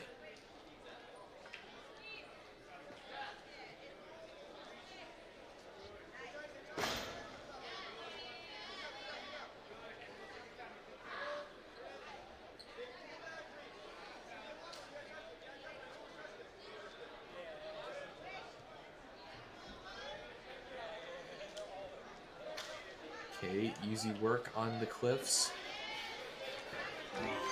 Elias' favorite part, or favorite obstacle type, is foot dexterity, if you would believe it.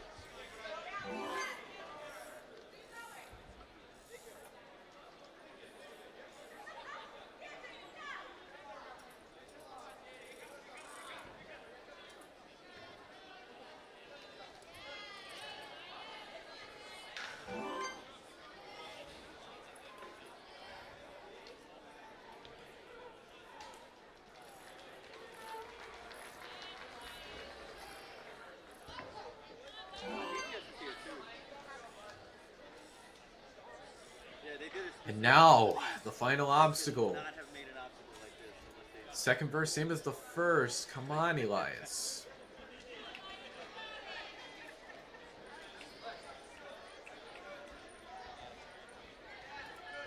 Elias also came undone on the final obstacle in the flow course. Oh, no. And gonna have to take it again. He had to cross over based on how his hands were placed. Still time to clear, so he's really going to listen to his coach's advice right now while resting his hands and arms. You don't want to be too cold, though. You don't want to get too rested. There's still a lot of pull power involved in this obstacle, and you don't want to be too complacent. Facing the right direction.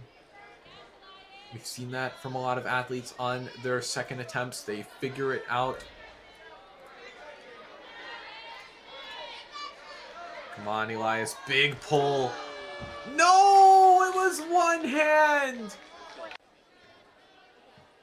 Oh my goodness. We're so close.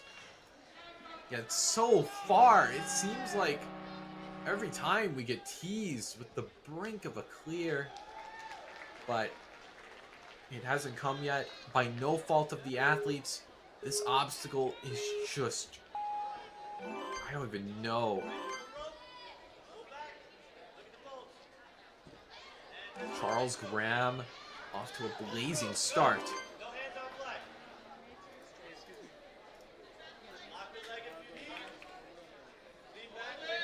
One of the furthest, fastest non-finishers on the flow course, and it is showing.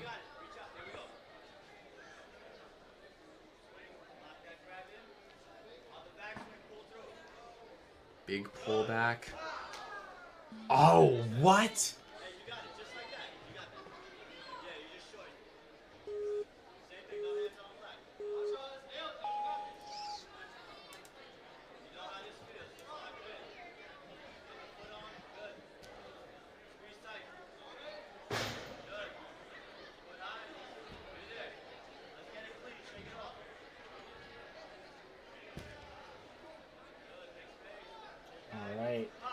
Here goes Charles. Nice, easy lâché over.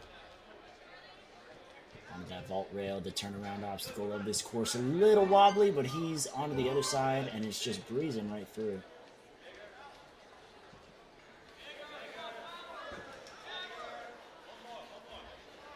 Almost there. One more swing ought to do it. Doesn't need much more than that.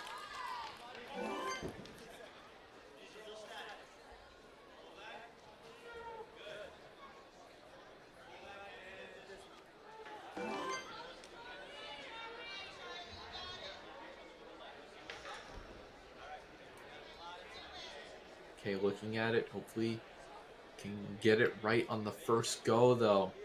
We've seen plenty of people reach the end, but it's on their second tries when I think they're a little more pumped. I know he's facing the other way. Yeah, it's tough to do it when you're blind, but able to make the pull on the first go. Charles Graham. Will it finally... What? Are you serious? This is stressing me out, Kane. Man, I was so close. He literally, there was some resistance on those hands. He dug in as well. I'm starting to think there's like some butter on those. No, and again.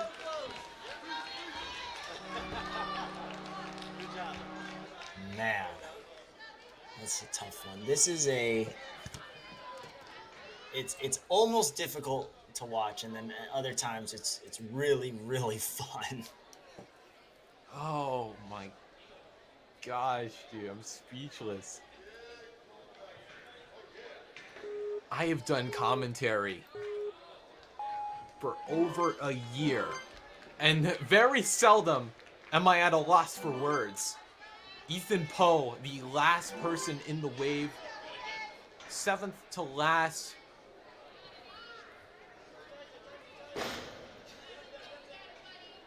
Ethan Poe was 2nd on the flow course. I mean, there's not many others who have done it better than him. One of the best in the H division, and it's showing. Carrying lots of speed, 15 seconds ahead of the competition. That lead extending even more as he approaches the starting platform for the final obstacle, and he's not slowing down. Ethan Poe, surely at this point, surely this could be it. The clear, almost in his hands. Yes! He's done it! Yes, please! Let's go! Ethan Poe, the first buzzer. Oh my gosh. After hours of anticipation. That is so sweet. That victory, Ethan Poe. Oh, thank goodness, dude. If he failed, That would have been so rough tragic. if he had fallen off of those hatchets, but thank goodness we've got a buzzer.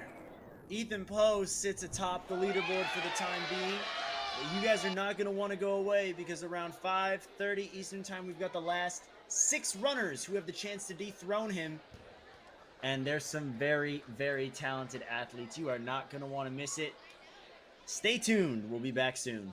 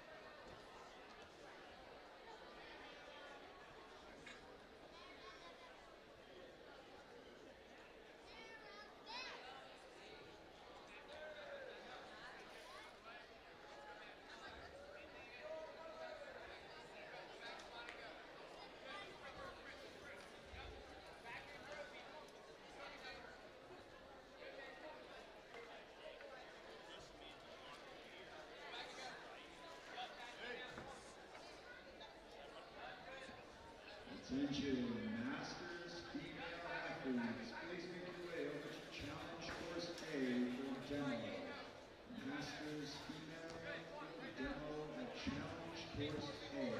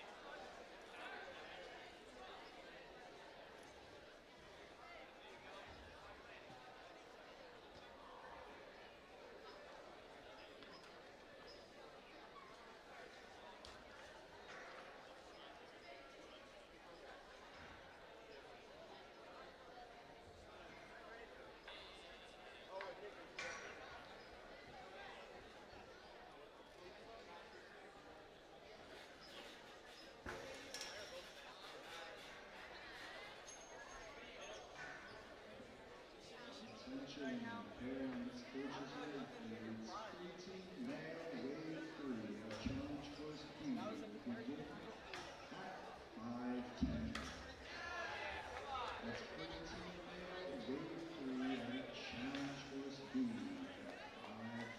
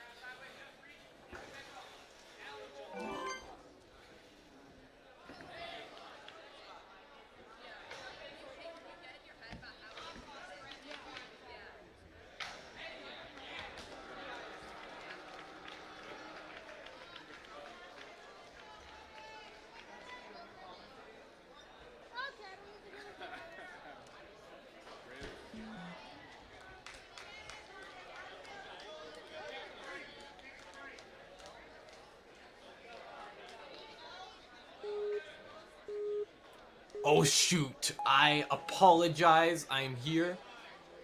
Looks like I didn't miss too much by the looks of it. Going into Brendan. We also had Cooper Custodio. Looks like Brendan trying to give this one more good go. This obstacle still proving to be a nightmare.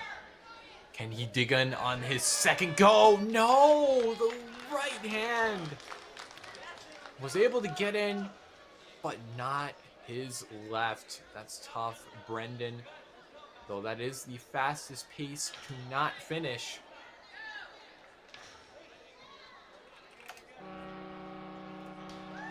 Well then, we're down to our final four. 4 athletes remain. Alfio Charon, this is a guy I've seen a lot about.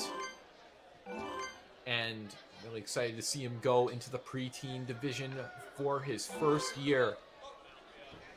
Simply put, he likes McDonald's and he likes Ninja. Representing Freeport Ninja Academy. I've seen a lot of good things about him in Premier Series. Again, moving up the ranks. And doing great throughout. Alfio, I believe, placed really high in the flow course. Definitely has some potential to become our second finisher.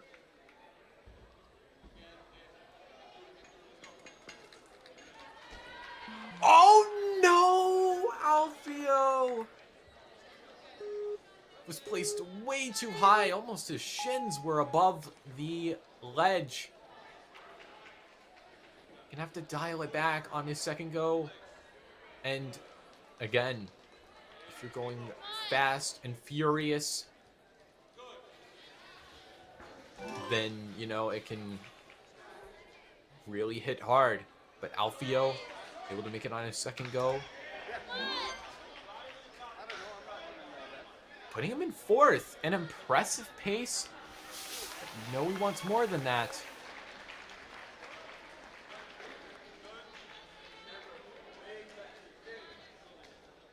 Alfio nearing the end.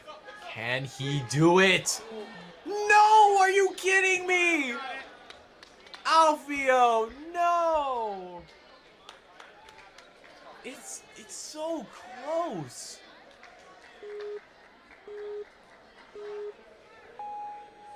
Like, they have it for a little bit, but just flies out. It's like the Thor's hammer of the course. Deciding who's worthy of making this grab. Alfio, yes! Second try is the charm. Alfio, Ethan will not stand alone. Oh, thank goodness. I thought we were about to fall into old habits, having another drought. But lo and behold, Alfio was the second furthest fastest non-finisher. So, getting some redemption. Oh my gosh, it makes me so happy. Congratulations, Alfio. Now we're moving into Steven Mena, placed 4th on the flow course.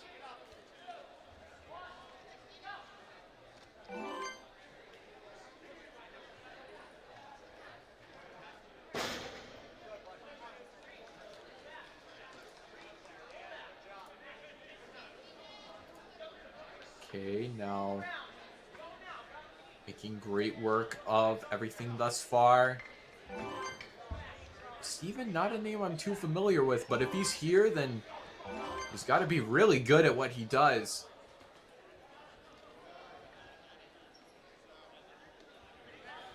Nice swing. Oh, kicked his leg out. Maybe he was going to go for it, but wasn't sure if he crossed the gap. Still, though, has plenty of time. Great pace to this point.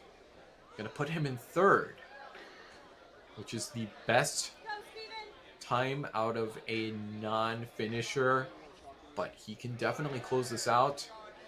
Going 180 here. Almost done. Come on, Steven.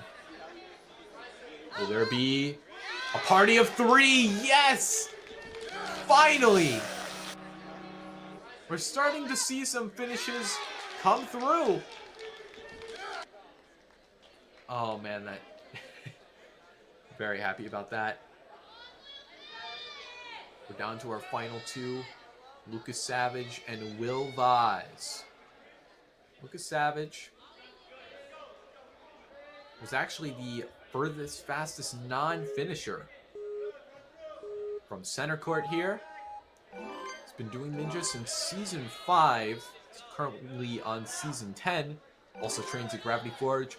Loves big ninja moves, making challenges with his teammates and ninja friends. I luckily get to train almost every day in my basement or on my backyard rig by Adam Lax.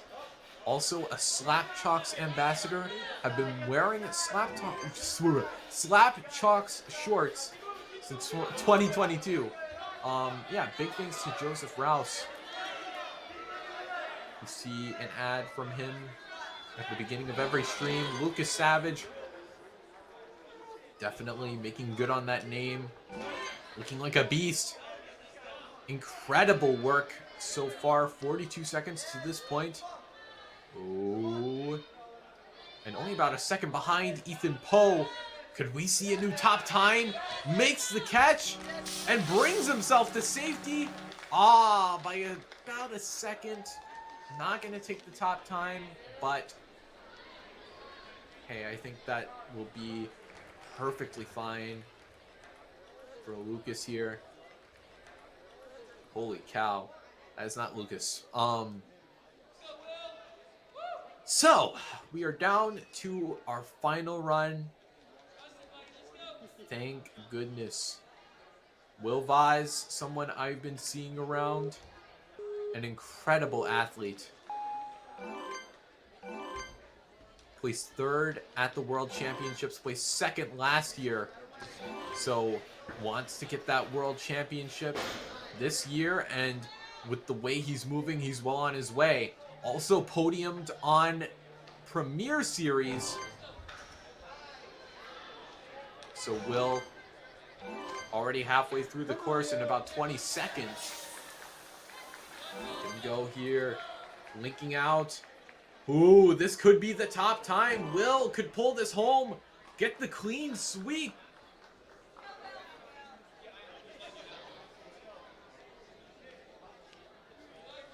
Yes! Making it, and Will gonna pull home the clean sweep. Holy moly. And that rounds us out with 5 finishers on the board. Can we get the overall leaderboard up? So yeah, you see Will Vaz, Ethan Poe, and Lucas Savage topping the challenge course there. Ethan Poe was our first athlete to break through. I will list off the placement totals. So in 3rd place, we have Steven Mena with a placement total of 8, placing 4th in both the challenge course and the flow course. Then in 2nd place, we have Ethan Poe, 2nd across both courses. And then at number 1, we have Will Vaz taking home the competition with a clean sweep. And we have plenty of athletes qualifying for the World Championships. So don't go anywhere. Let me calculate it real quick.